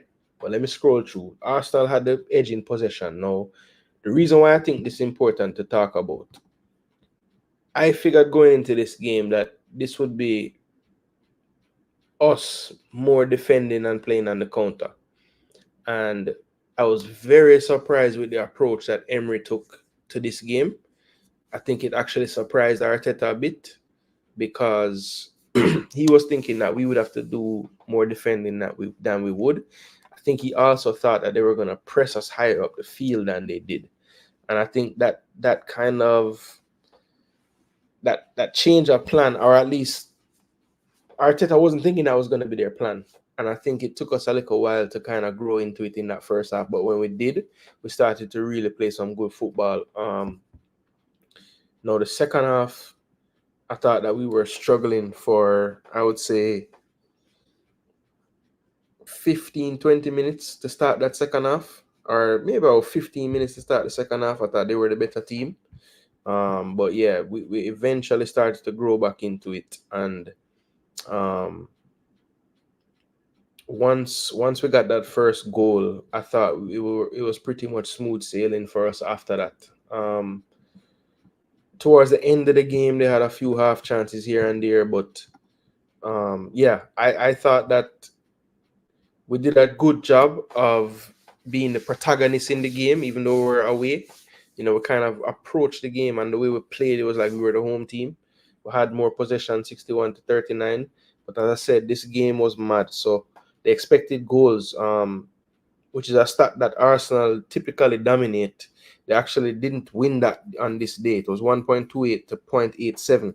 So the expected goals meter showed Aston Villa with a slight edge. Both teams created 2 chances. Aston Villa had 2 more shots than us, 11-9. Raya had 1 more save than Emi Martinez. I'm sure Emi wishes he had 3 saves, because that Partey goal, typically Emi makes that save, if we're being honest. 4 corner kicks to 1 in favor of Villa. Passes, we had almost 200 more attempted. We committed 8 more fouls. So that was probably Morgan Rogers drawing about 8 of those fouls. That guy played incredibly in this game, man. Jeez. 22 tackles to 17 in favor of Villa. We had 8 more free kicks. That makes sense. We had 3 yellow cards to Villa's 1. Shots on target, Arsenal had the edge 4-3. Villa hit the woodwork 1 time. Shots off target 4-3. Block shots inside the box, the edge just 7-4, and shots outside was 4-4. Villa, as you can see, decent balance actually going forward, whether through the middle, left or right. So not really more one side than the other. Maybe the left shaded it a touch more, but pretty even there. And then Arsenal, as you can see, Bukayo Saka side always lit up more, but definitely attack way more down that right side. Odegaard, White, Saka, Havertz drifting out there as well. Yeah, so that right-hand side is definitely the bread and butter for us. We need to figure out a way to get a little better balance with the attack, though, because I think at times it just becomes too predictable. Get Saka the ball, get Saka the ball, get Saka the ball, overload, overlap. We need to kind of recreate those situations on the other side as well. But yeah, that's one thing I think Arteta needs to work on, just the balance of how we attack. I think too often we just funnel everything to that right-hand side. Big chances missed, 2 apiece. So both teams created 2 big chances and missed both of them. And boy, I tell you, the big chances for Aston Villa were something else. One play in particular that I have to highlight, it was in the first half. Shot was taken, I think, by Onana. It was deflected.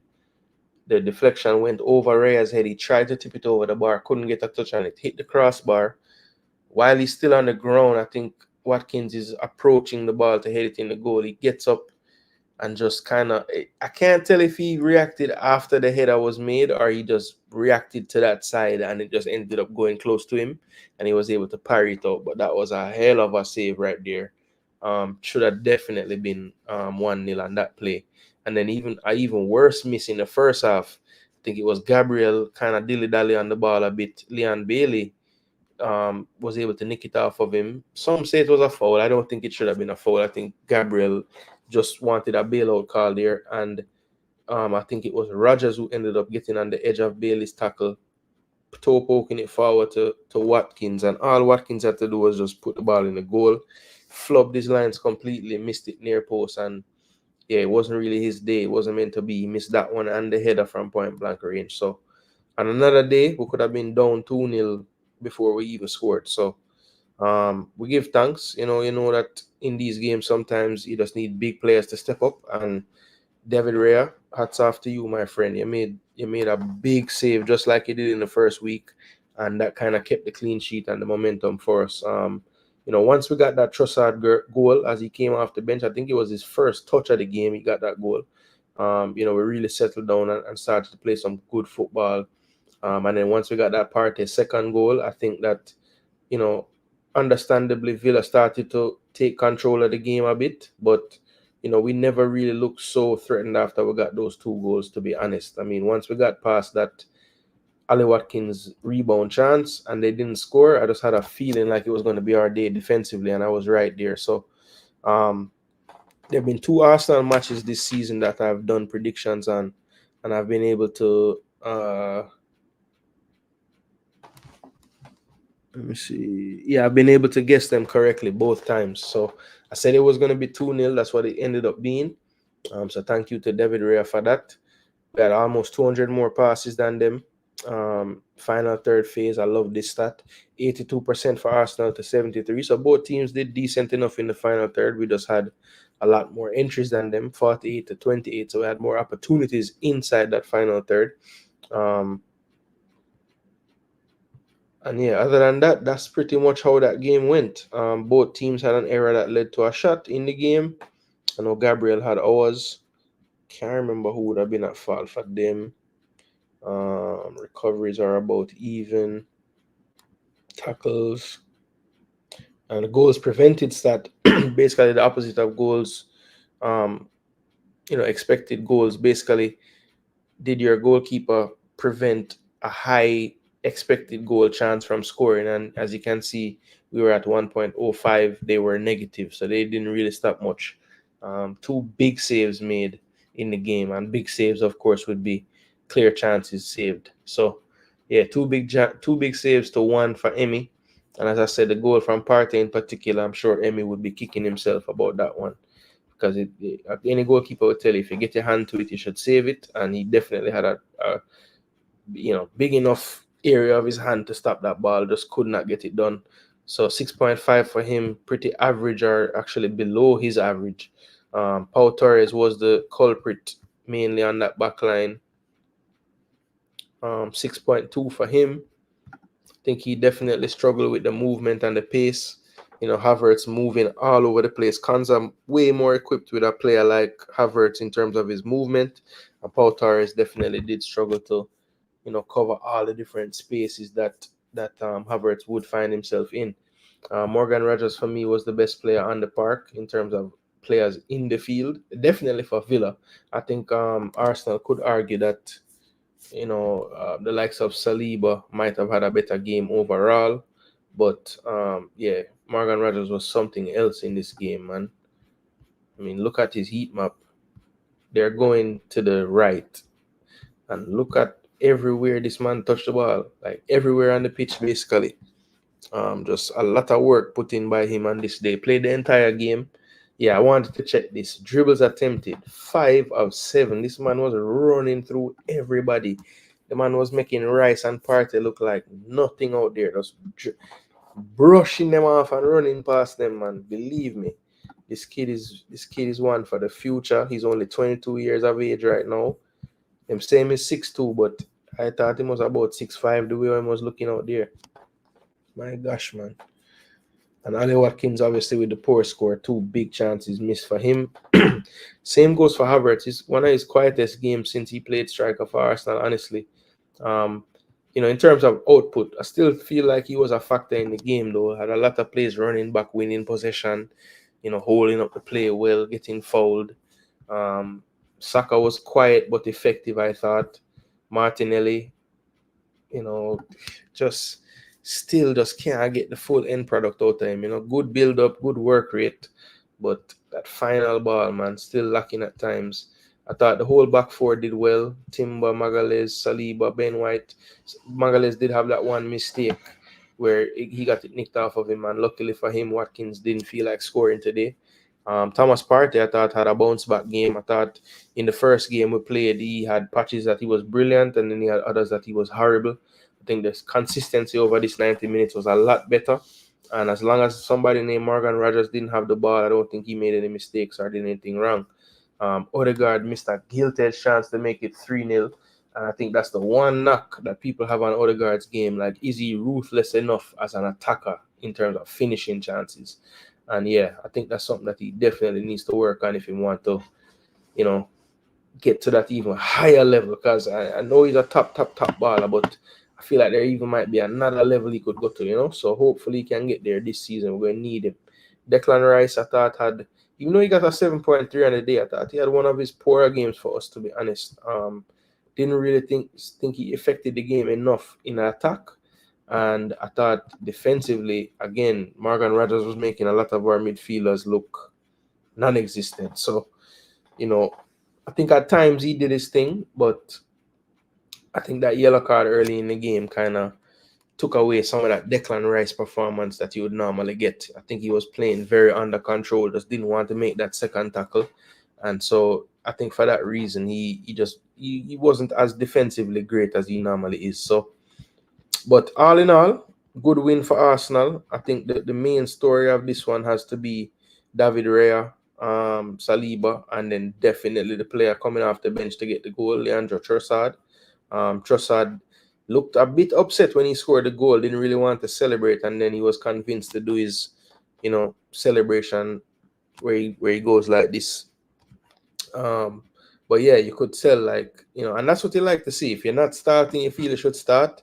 Instead of sulking about it and everything, go out there and score a goal. And with his first touch, he basically got the match-winning goal. So kudos to you, Leandro. Keep working hard. I think at this point, you know, next week we're hosting your former club. I think just for that reason alone, I would start you. Because, you know, guys usually get G'd up for playing their former team. So he might even give you an extra 10% performance just because every time he play Brighton, he want to prove to them they made a mistake, you know? So Trossard, for me, next week, I would start him over Martinelli. Try to give Martinelli that same feeling that Trossard had. So when Martinelli comes off the bench in that game, maybe you get some different output because it's a proving thing, right? So I think he should continue to rotate them. And right now, you go with the hot hand, and definitely Trossard looks like the hot hand. So go with it. Get Martinelli, that hunger back in Martinelli again, that him can get bench. And when him forward on against Brighton, maybe you see a different Martinelli. You never know. But I would probably keep the entire team the same, except for Trossard in for Martinelli. I would start Timber back again, even though we're back at home. You know, Zinchenko started the first home game. But I think Timber can give us everything Zinchenko give us and also defend. So why not play that option? So I would go with the starting lineup minus Martinelli, start Trossard for that last game before the window. And we look out this week and make sure that Jesus not out forever. I read today that the deal for Eddie to Forest is probably off, but no, Palace is moving in. So let's see if somebody finally get Eddie and Ketia. That will be the story of the week. Let me see who have anything to say about anything in the chat. Rico didn't know what he wanted to do when he kicked with Doku assist on the bar. That is a fact. That is a fact. The man tried rust. I don't know why the man kicked the ball so hard. Jeez. Wait, say Ipswich I get baptized. Them wish them wasn't. Them was different. No, them don't want no baptism again.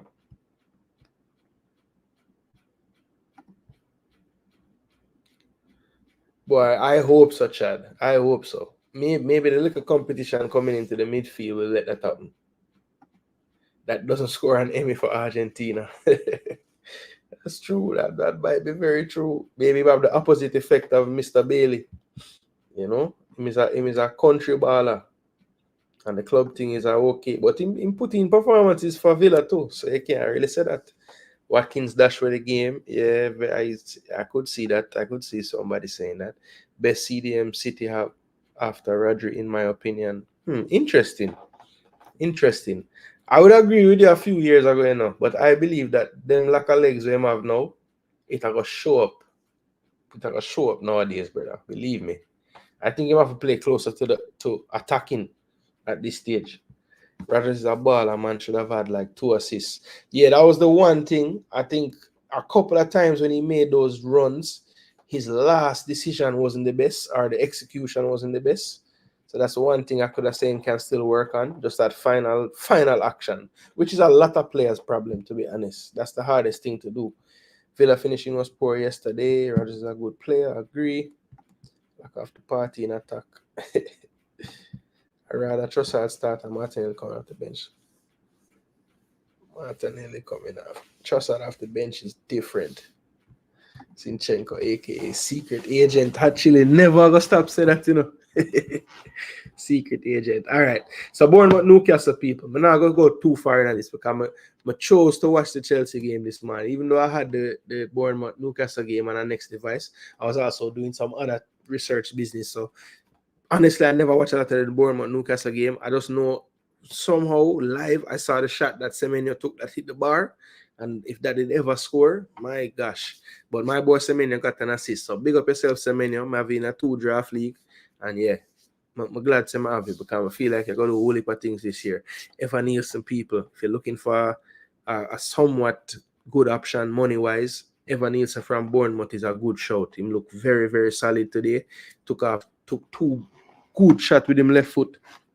That one the keeper saved miraculously, and one the keeper made a good save on.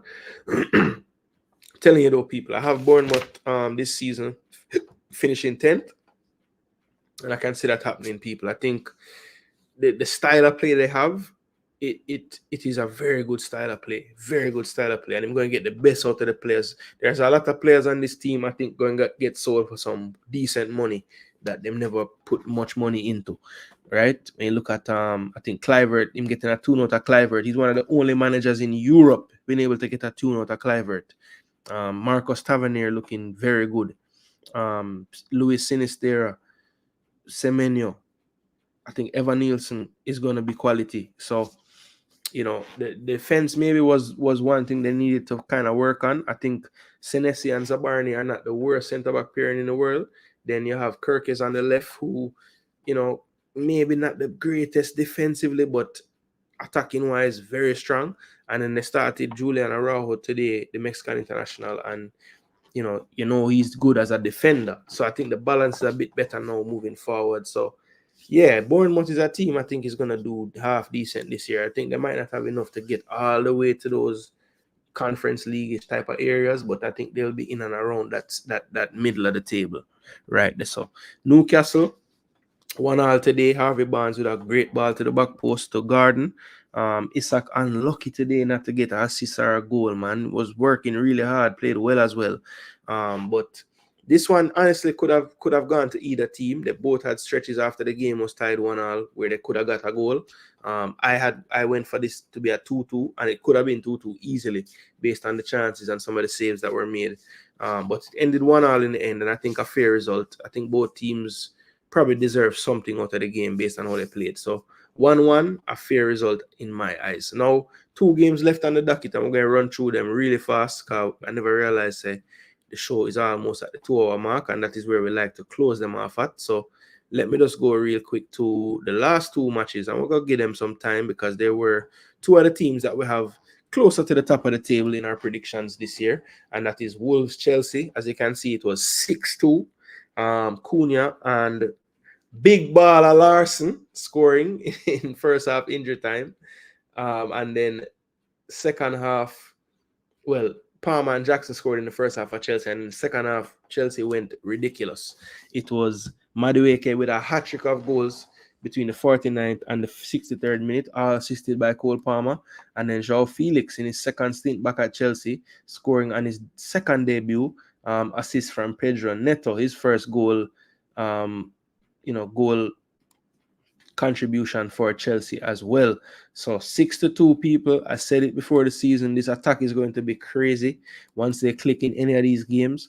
I still do not trust the defense though.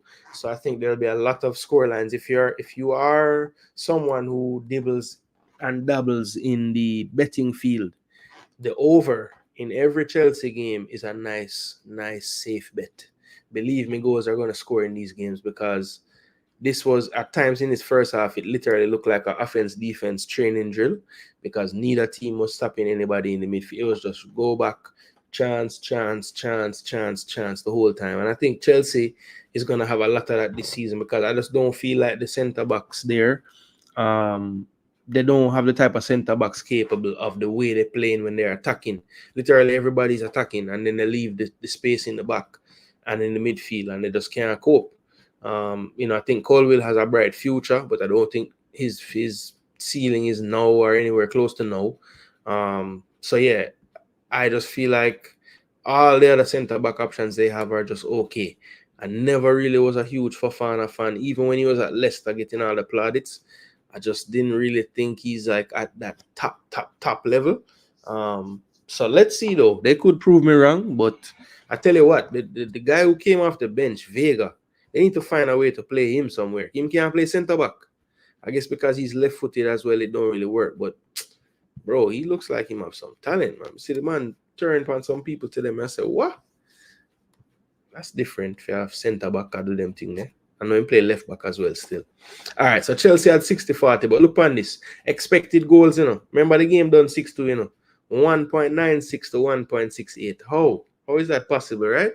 But that's what them say. Go. 5 big chances created by both teams.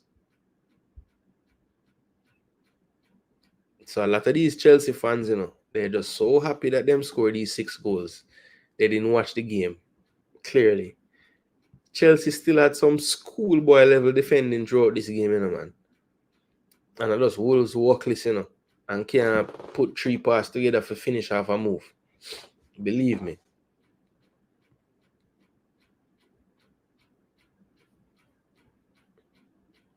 Oh, yes. Thank you for saying this, DJ Giggs.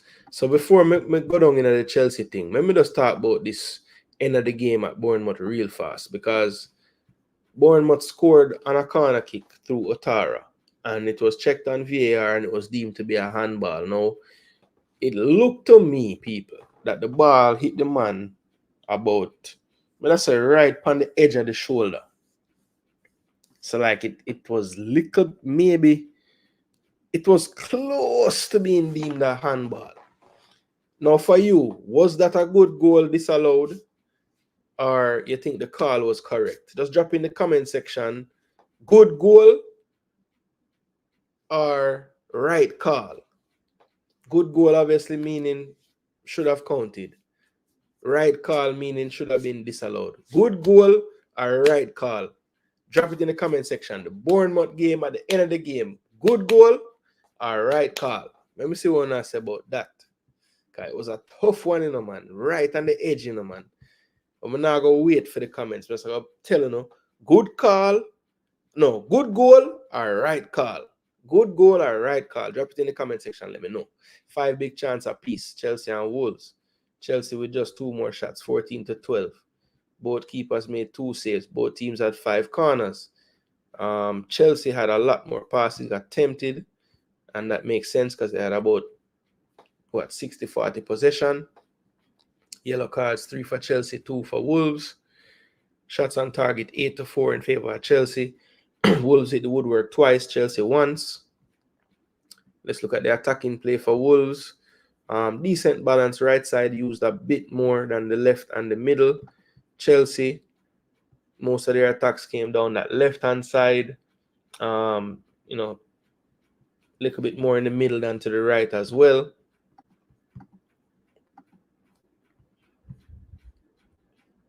Chelsea scored 4 of their big chances, only missed 1, so they were just clinical on the day. 3 big chances out of the 5 missed on the day by Wolves. So yeah, 6-5 maybe, 6-4 could have been.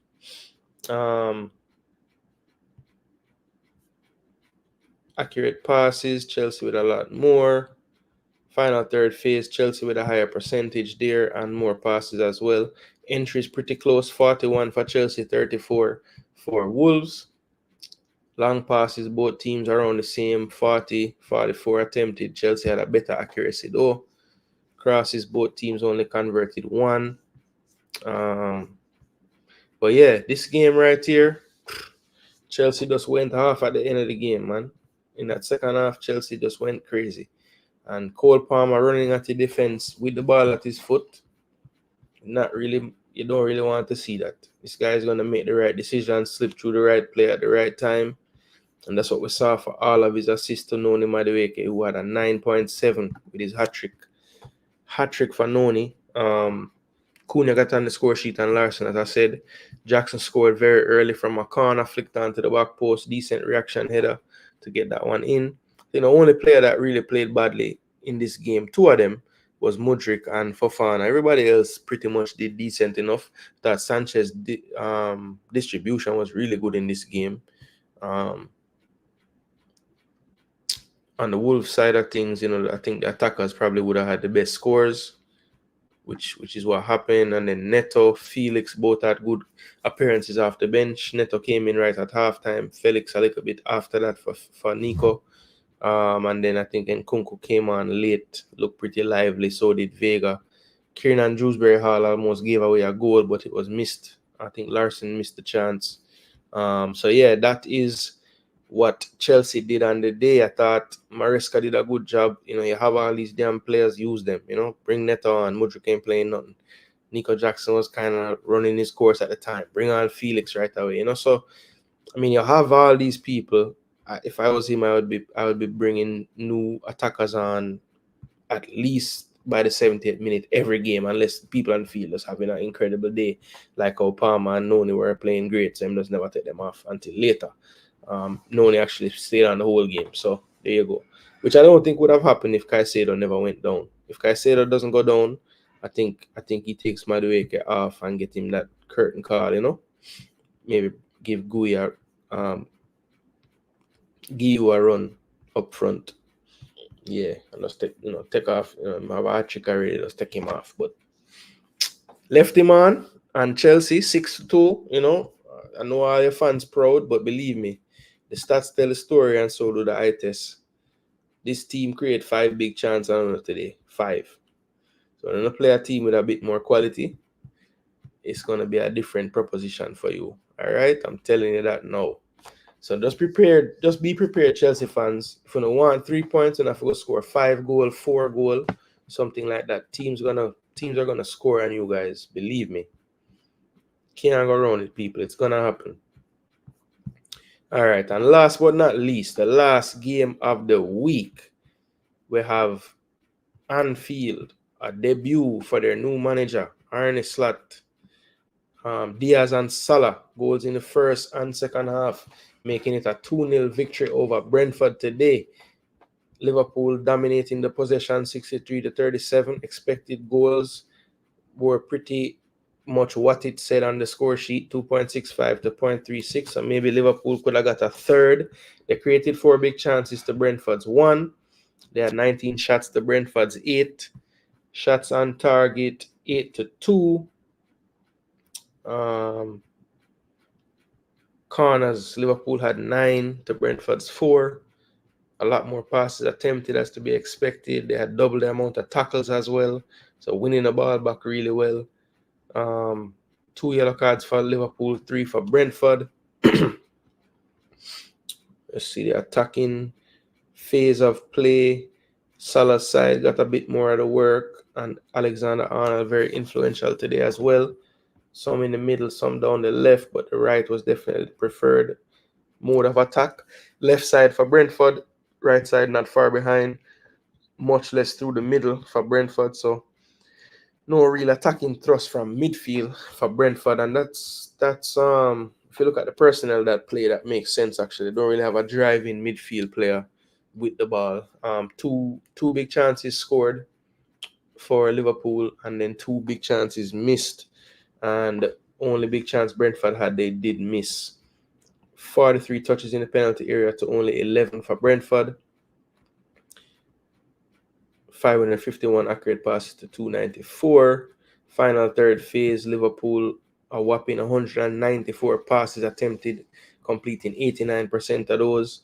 Compare that to 80 in the final third for Brentford and 70%. And then the entries 64-36. That makes sense.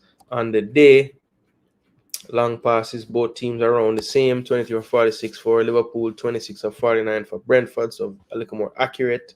Crosses 3 for 15, Liverpool 4 for 10 for Brentford. And then continuing along, tackles, recoveries, clearances, goals prevented.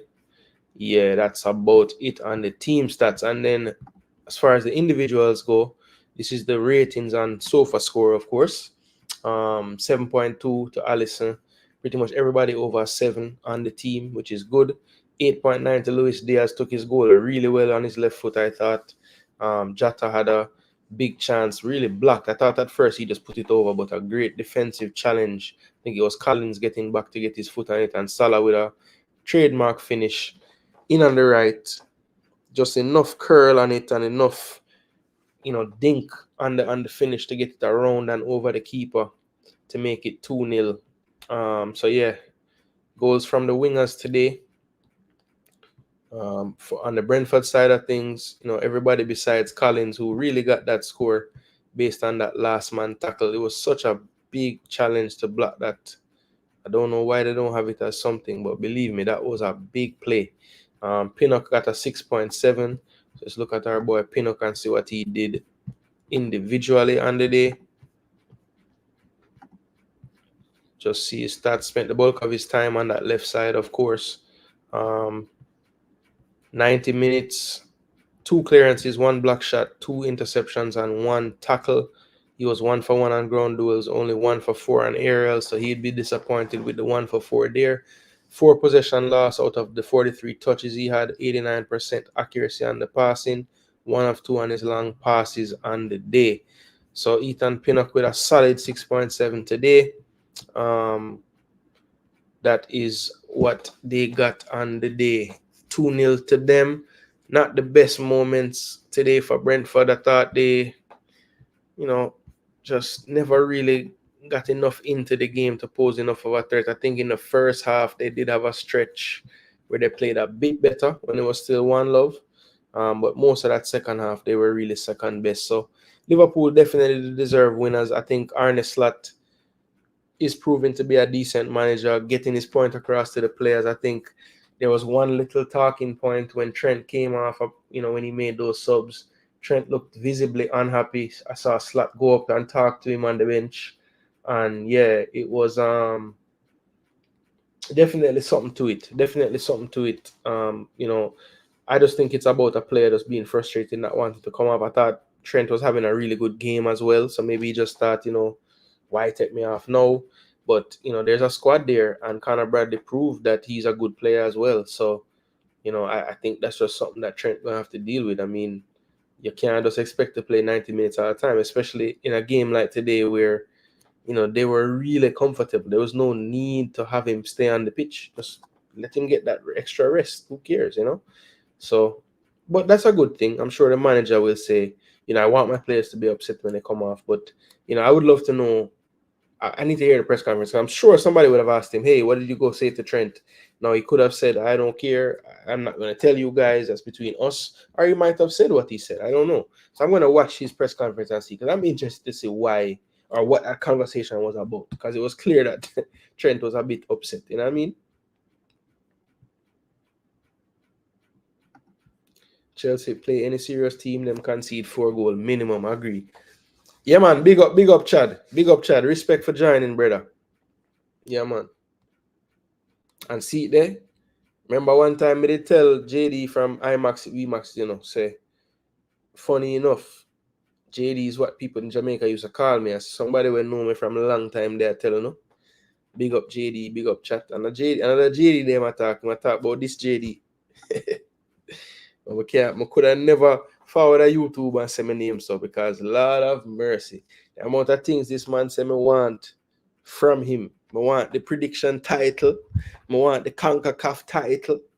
Every title. And then worse now, I'm going to say my name where him same name or where him name is.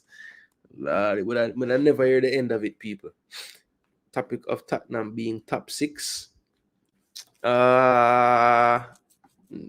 What do you mean? Tottenham being top 6? What do you mean? Well, how they deal with Sterling? Look, the coach had to do something. They have too many players. Sterling just happened to be one of the ones that he deemed unnecessary. You know what I'm saying? I think age work against Sterling and him wage work against Sterling. The coach look on the situation and say, yo, if I can use Madueke, Mudryk, Pedro Neto, who else would I play wide? Cole Palmer, Nkunku, any of them baller there. I mean, is Sterling better than any of those players right now besides probably Mudryk? Like if you're picking a team right now, maybe Madueke, maybe better than Madueke. It's the worst day for ask that. Can score a hat-trick today. But yeah. What you said about Trent just now, wonder if Trent was playing bad, would he feel the same way? I think it's just selfish of him though. Yeah, I don't know. I would love to know if he was asked about it. Demo might know this. Demo, was Slat asked about his interaction with Trent on the bench at all in the press conference after the game? Let me know. This control style for Liverpool is so weird. I'm so used to heavy metal. Yeah, but you're going to enjoy the control style, Demo, because your team not as exposed. And Van Dijk ain't what he used to be. Robbo, I was going to say Robbo ain't what he used to be, but damn, Robbo looked like old Robbo today. The man was running up and down like a madman. But yeah, I feel like this measured control style is going to be better for you guys, bro. I'm telling you, you're not going to be as exposed when you lose the ball. But I understand though. I mean, it's definitely a change from what it was before, you know.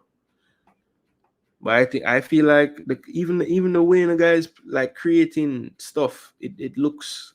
I mean, you guys were creating a lot on the club, so that's not really a good argument. But I don't know. It's more pleasing to me because it's the man them are link up a lot more. Like before, it was just boom, one pass, cross goal. Now it's like different little patterns, and you know, it's a change up. And the thing is, because them have that base of Klopp on certain plays, you see them play 2-3 pass and they're in. You know, I don't think that's necessarily what Slat want every time, but they still have that in them. And that evidence was on the first goal, that counter-attacking goal. Like that was such a Klopp goal. The movement, the timing of the pass and everything. I don't know what Horny said. All right, so that's all the games for the week, people. So let's just take a quick look at the standings as well. Man City in first, goal difference +5. Brighton second, goal difference +4, but them have one more goal scored. Arsenal and Liverpool locked in 4 goals for, none against. And both of these teams have some good games next week. Of course, Arsenal host Brighton, who is currently above them on goal difference, and Liverpool head to Old Trafford to 11th place Man United. So yeah, that is it for this week as far as the scores and the games. Before we head out, we just want to check in with the predictions last week. So I have my book with all of my things. I don't know how I keep up with this with such a slappy thing, but brother, it works for me. All right. So this is how this actually went, people. It was quite a week, to be honest. Let's see. So we had 1, 2, 3, 4, 5, 6. We had 7 people that gave me all the scores for the game. So respect to everybody that participated. I will tell you that Nitro, maybe you want to give me the rest of your scores next time because you got 2 scores right of the 2 you gave me. Nicholas, I'm not sure. It's debatable. You got 1 out of 2 out of the 2. But one thing is for sure. JD, we max it football. You only give me 3 score, you know. And you never give me one of them right, you know, boss. So I can just say you were 0 for 10 because 10 gameplay and I never get the other 7. But we're not going to do that. You were 0 for 3 and we just don't know what the other 7 would have done. But I do know this. Even if you had given me the other 7 scores, you could not have beat me this week because as it's supposed to be, the host of the damn show got the most things right. I went 8-2 this week. I only missed 2 games. I missed the Fulham-Leicester game. I went for a 1-1 draw. Of course, it was 2-1 Fulham. And I also missed the Wolves-Chelsea game. I went for a 3-2 Wolves win. And, of course, it was 6-2 to Chelsea. I also had 2 correct scores Brighton Man U 2-1, and Arsenal Aston Villa 2-0. So 8-2, first place in the week, Jason Gooner TV. Second place, close second place, was Demo Dre, who had a 7-3 record. The only player with a 7-3 record had one correct score. The Fulham Leicester game, he got it spot on. So second place this week was Demo with a 7-3 record out of the 10 games. Third place, tiebreaker by virtue of more winning scores, was Biggs G. Biggs G went 6-4, had 2 winning scores on the day. FM also 6-4 in fourth place. Only 1 correct winning score though, was FM, or fan of mine, that I should say. And then also with a 6-4 record with no scores correct in fifth place was Hot Chili. And then sixth place, Corey MPA with a 5-5 record. And getting donkey of the week for his predictions goes to last week's winner, Dukeland Stennett, with a 4-6 record with 1 correct score. Nottingham Forest and Southampton 1-0 to Forest. So yeah, that was it for the predictions. Predictions had Chile say it was a bad week for him. Boy, I think Dukeland would have traded the week with you. He was 4-6, you know. But yeah, can't believe I picked Dirty Manu to win. Actually, Demo, you didn't pick them to win, you know. You picked them to draw. You had it 2-all. You had it 2-all. And it never worked out. But yeah, I had that game 2-1 Brighton, and it worked out. And I don't know. I just had a feeling that Wolves Chelsea game was going to be a problem for me, you know. But I don't know. I didn't expect Wolves to capitulate like that.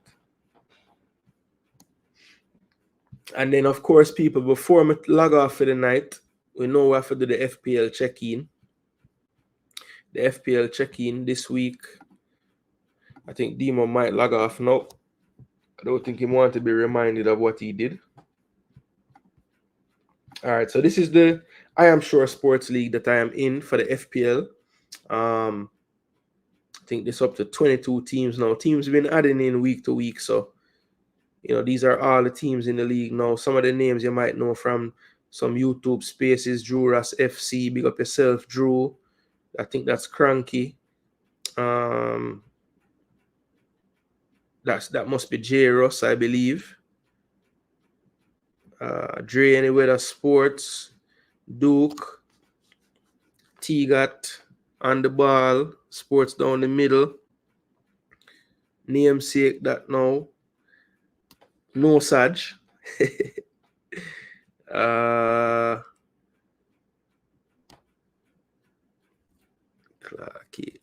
Owen Gray. I don't know if that's Owen or not. Fabi Frano. There's Demo in fifth. What happened, Demo? Where you done this up? Fifth? No, man. There's JGTV in third. Just 4 points off the lead, but Nigel Blair and Palmer first and second with some big weeks. I think this man had a triple captain. Yeah, he played his triple captain, so he got the 51 from Haaland. Also had De Bruyne and Romero and Killman that really got him all those points. So a 107 week to take first place in the league. Not bad. Palmer, did he have a triple captain? No, he just got 100 by himself somehow. Let's see how. Okay, he had Palmer and Romero and Smith Rowe and Salah and Haaland. Damn. So this man find a way to get Salah, Haaland and Palmer in him team. And him have Saliba and Romero. Well, Romero is not that great to have. Him just had a great week. But Saliba, Palmer, Smith Rowe is cheap. Haaland, Salah, and Joe Pedro dip on him bench. Yo, my rate how that brother you sort out him 100 million. Because the man gets Salah and Haaland in him team, plus him have Palmer in him team. And most of the bargain pieces him have are good point getters. Bailey, Smith Rowe, Elanga is not bad to have either. He will get you a point here and there.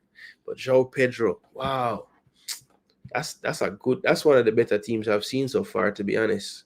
I mean, yeah, it's top heavy, but the others are capable as well. Especially João Pedro and Vardy. That's not bad. That's not bad at all. So this youth will be one to watch to try and to keep up with this season. But this is my team. This is how I did this week. I got 83 points. So I think last week, I think I'm averaging 75 right now because I'm at 150. So yeah, better week than last week for sure. I did not play my triple captain. If I had, I would have been comfortably in the lead in the league right now. But that's okay. I'll have it in my back pocket for another day. Haaland still got me the 34 points. Isak, if he did not do anything for me, would have been in first place this week. Kudus and Bailey, quiet. Smith Rowe got the goal. Saka got on the goal contribution list. Eze, you're unlucky, me boss. Me nah get rid of you. You gotta do something for me. Me know it. Vardial gave up the clean sheet early, messed me up. Ben White got the clean sheet though. So did Pedro Porro, and Rhea just keep on doing great, getting 8 to 10 to 11 points every time so far. So that's how I got my 83 points right there.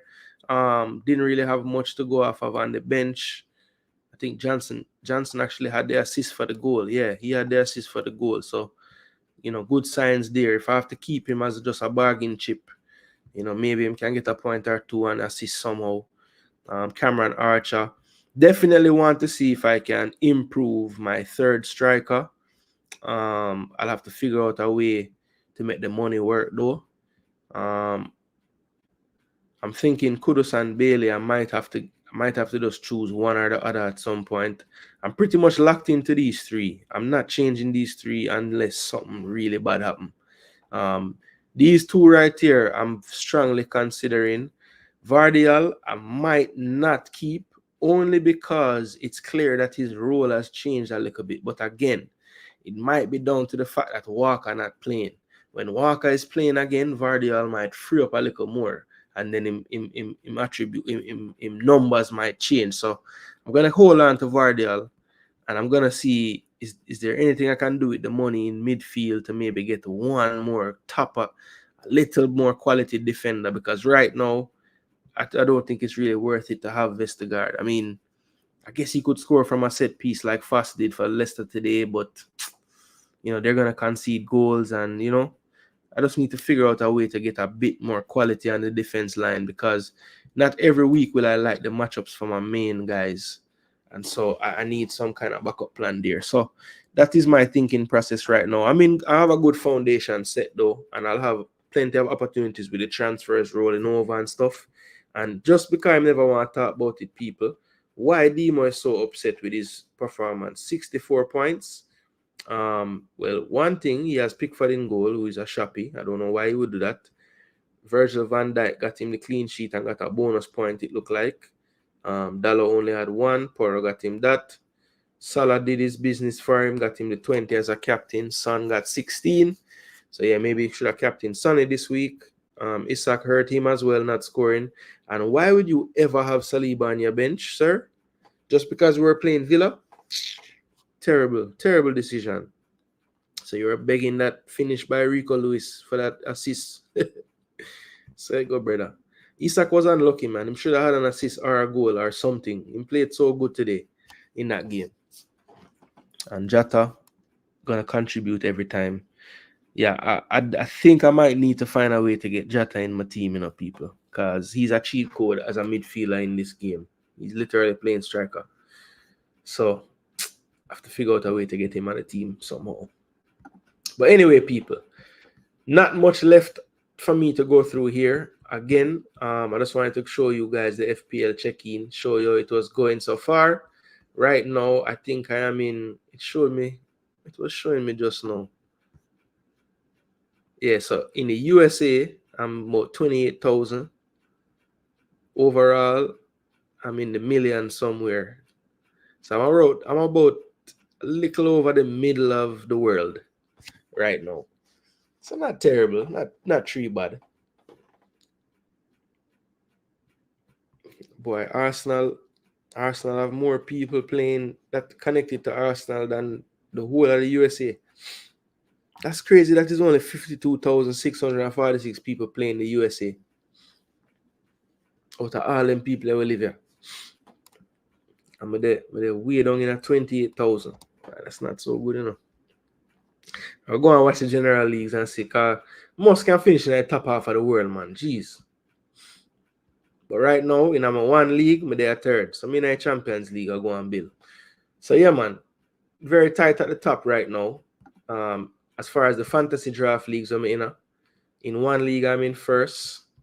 I have like a 7-point lead this so. And in the other league, I think I dropped from first to third, but only 9 points behind. So no big gap. I only got 48 this week, so it wasn't the best week. But yeah, we're still in well within striking distance. So we're not even too worried about that one. Yeah, so that is the fantasy roundup for me. Yeah, man, if you don't play fantasy, you should consider it. It's a nice way to just test your knowledge, test your prediction skills, because basically you have to try to predict who are going to score the goal and who are going to do everything. So, yeah. Yeah, you went for 2-2. So if it ended 1-1, then me and you finish on 8-2. But I still would have had the tiebreaker because you only had one correct score and I had 2. So no matter where you try, you wouldn't catch me this week, Demon. Yeah, I need to look at that. Like the man literally, when I saw his team today, I was like, the man have Salah, Haaland, and Coley P. That to me was like, how that even happened? And then when you look on him backline, him have expensive defenders too. Saliba is like one of the most expensive defenders, and him have him. So I don't know. That brother just did well, bro. That's crazy to have a Salah Haaland draft. Still have Cole, absolutely. Gunners. No, bro. Arsenal, if you have an Arsenal defender, you play him. You play him. I mean, especially not for Dallo. Like, you think, man, you was going to keep or maybe you thought Dallo would score or get an assist. Maybe that's why. But maybe that's why. But I don't, if you have an Arsenal player, it don't make sense you bench him for matchups.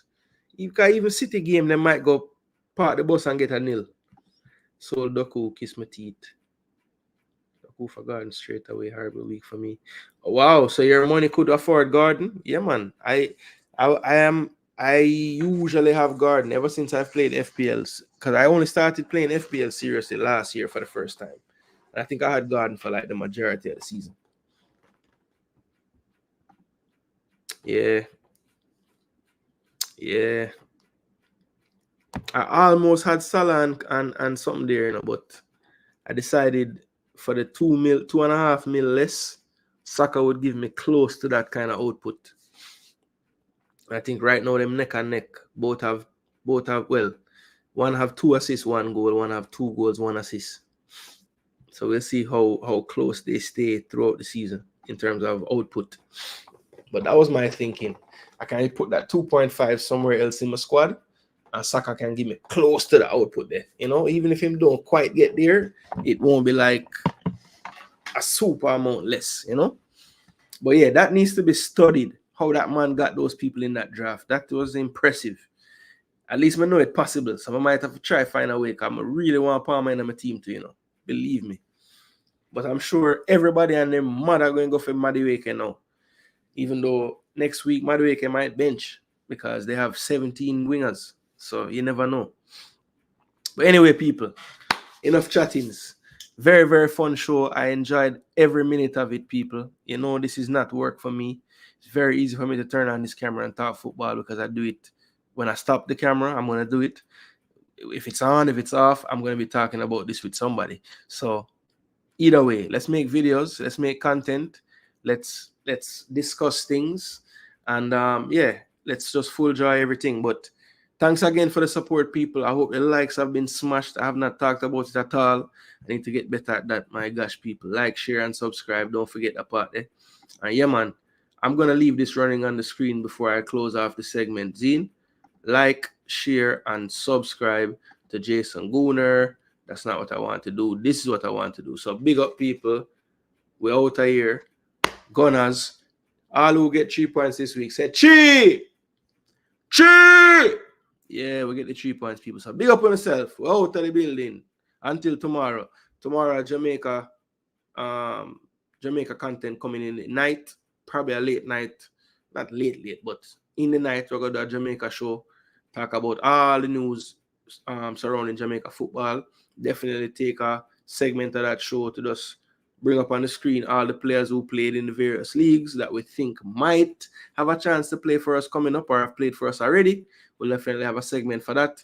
And we'll definitely be discussing some other things that have been going around in the YouTube space that I think are worthy of a slight discussion. So we're going to talk about that as well, people. So look out for the thumbnail tomorrow at some point when I build it. And yeah, man, it'll have a time and everything on it, and you can sort out when to be in the building, front and center for the conversation. All right, people. So big up on yourself. Thanks again for the support.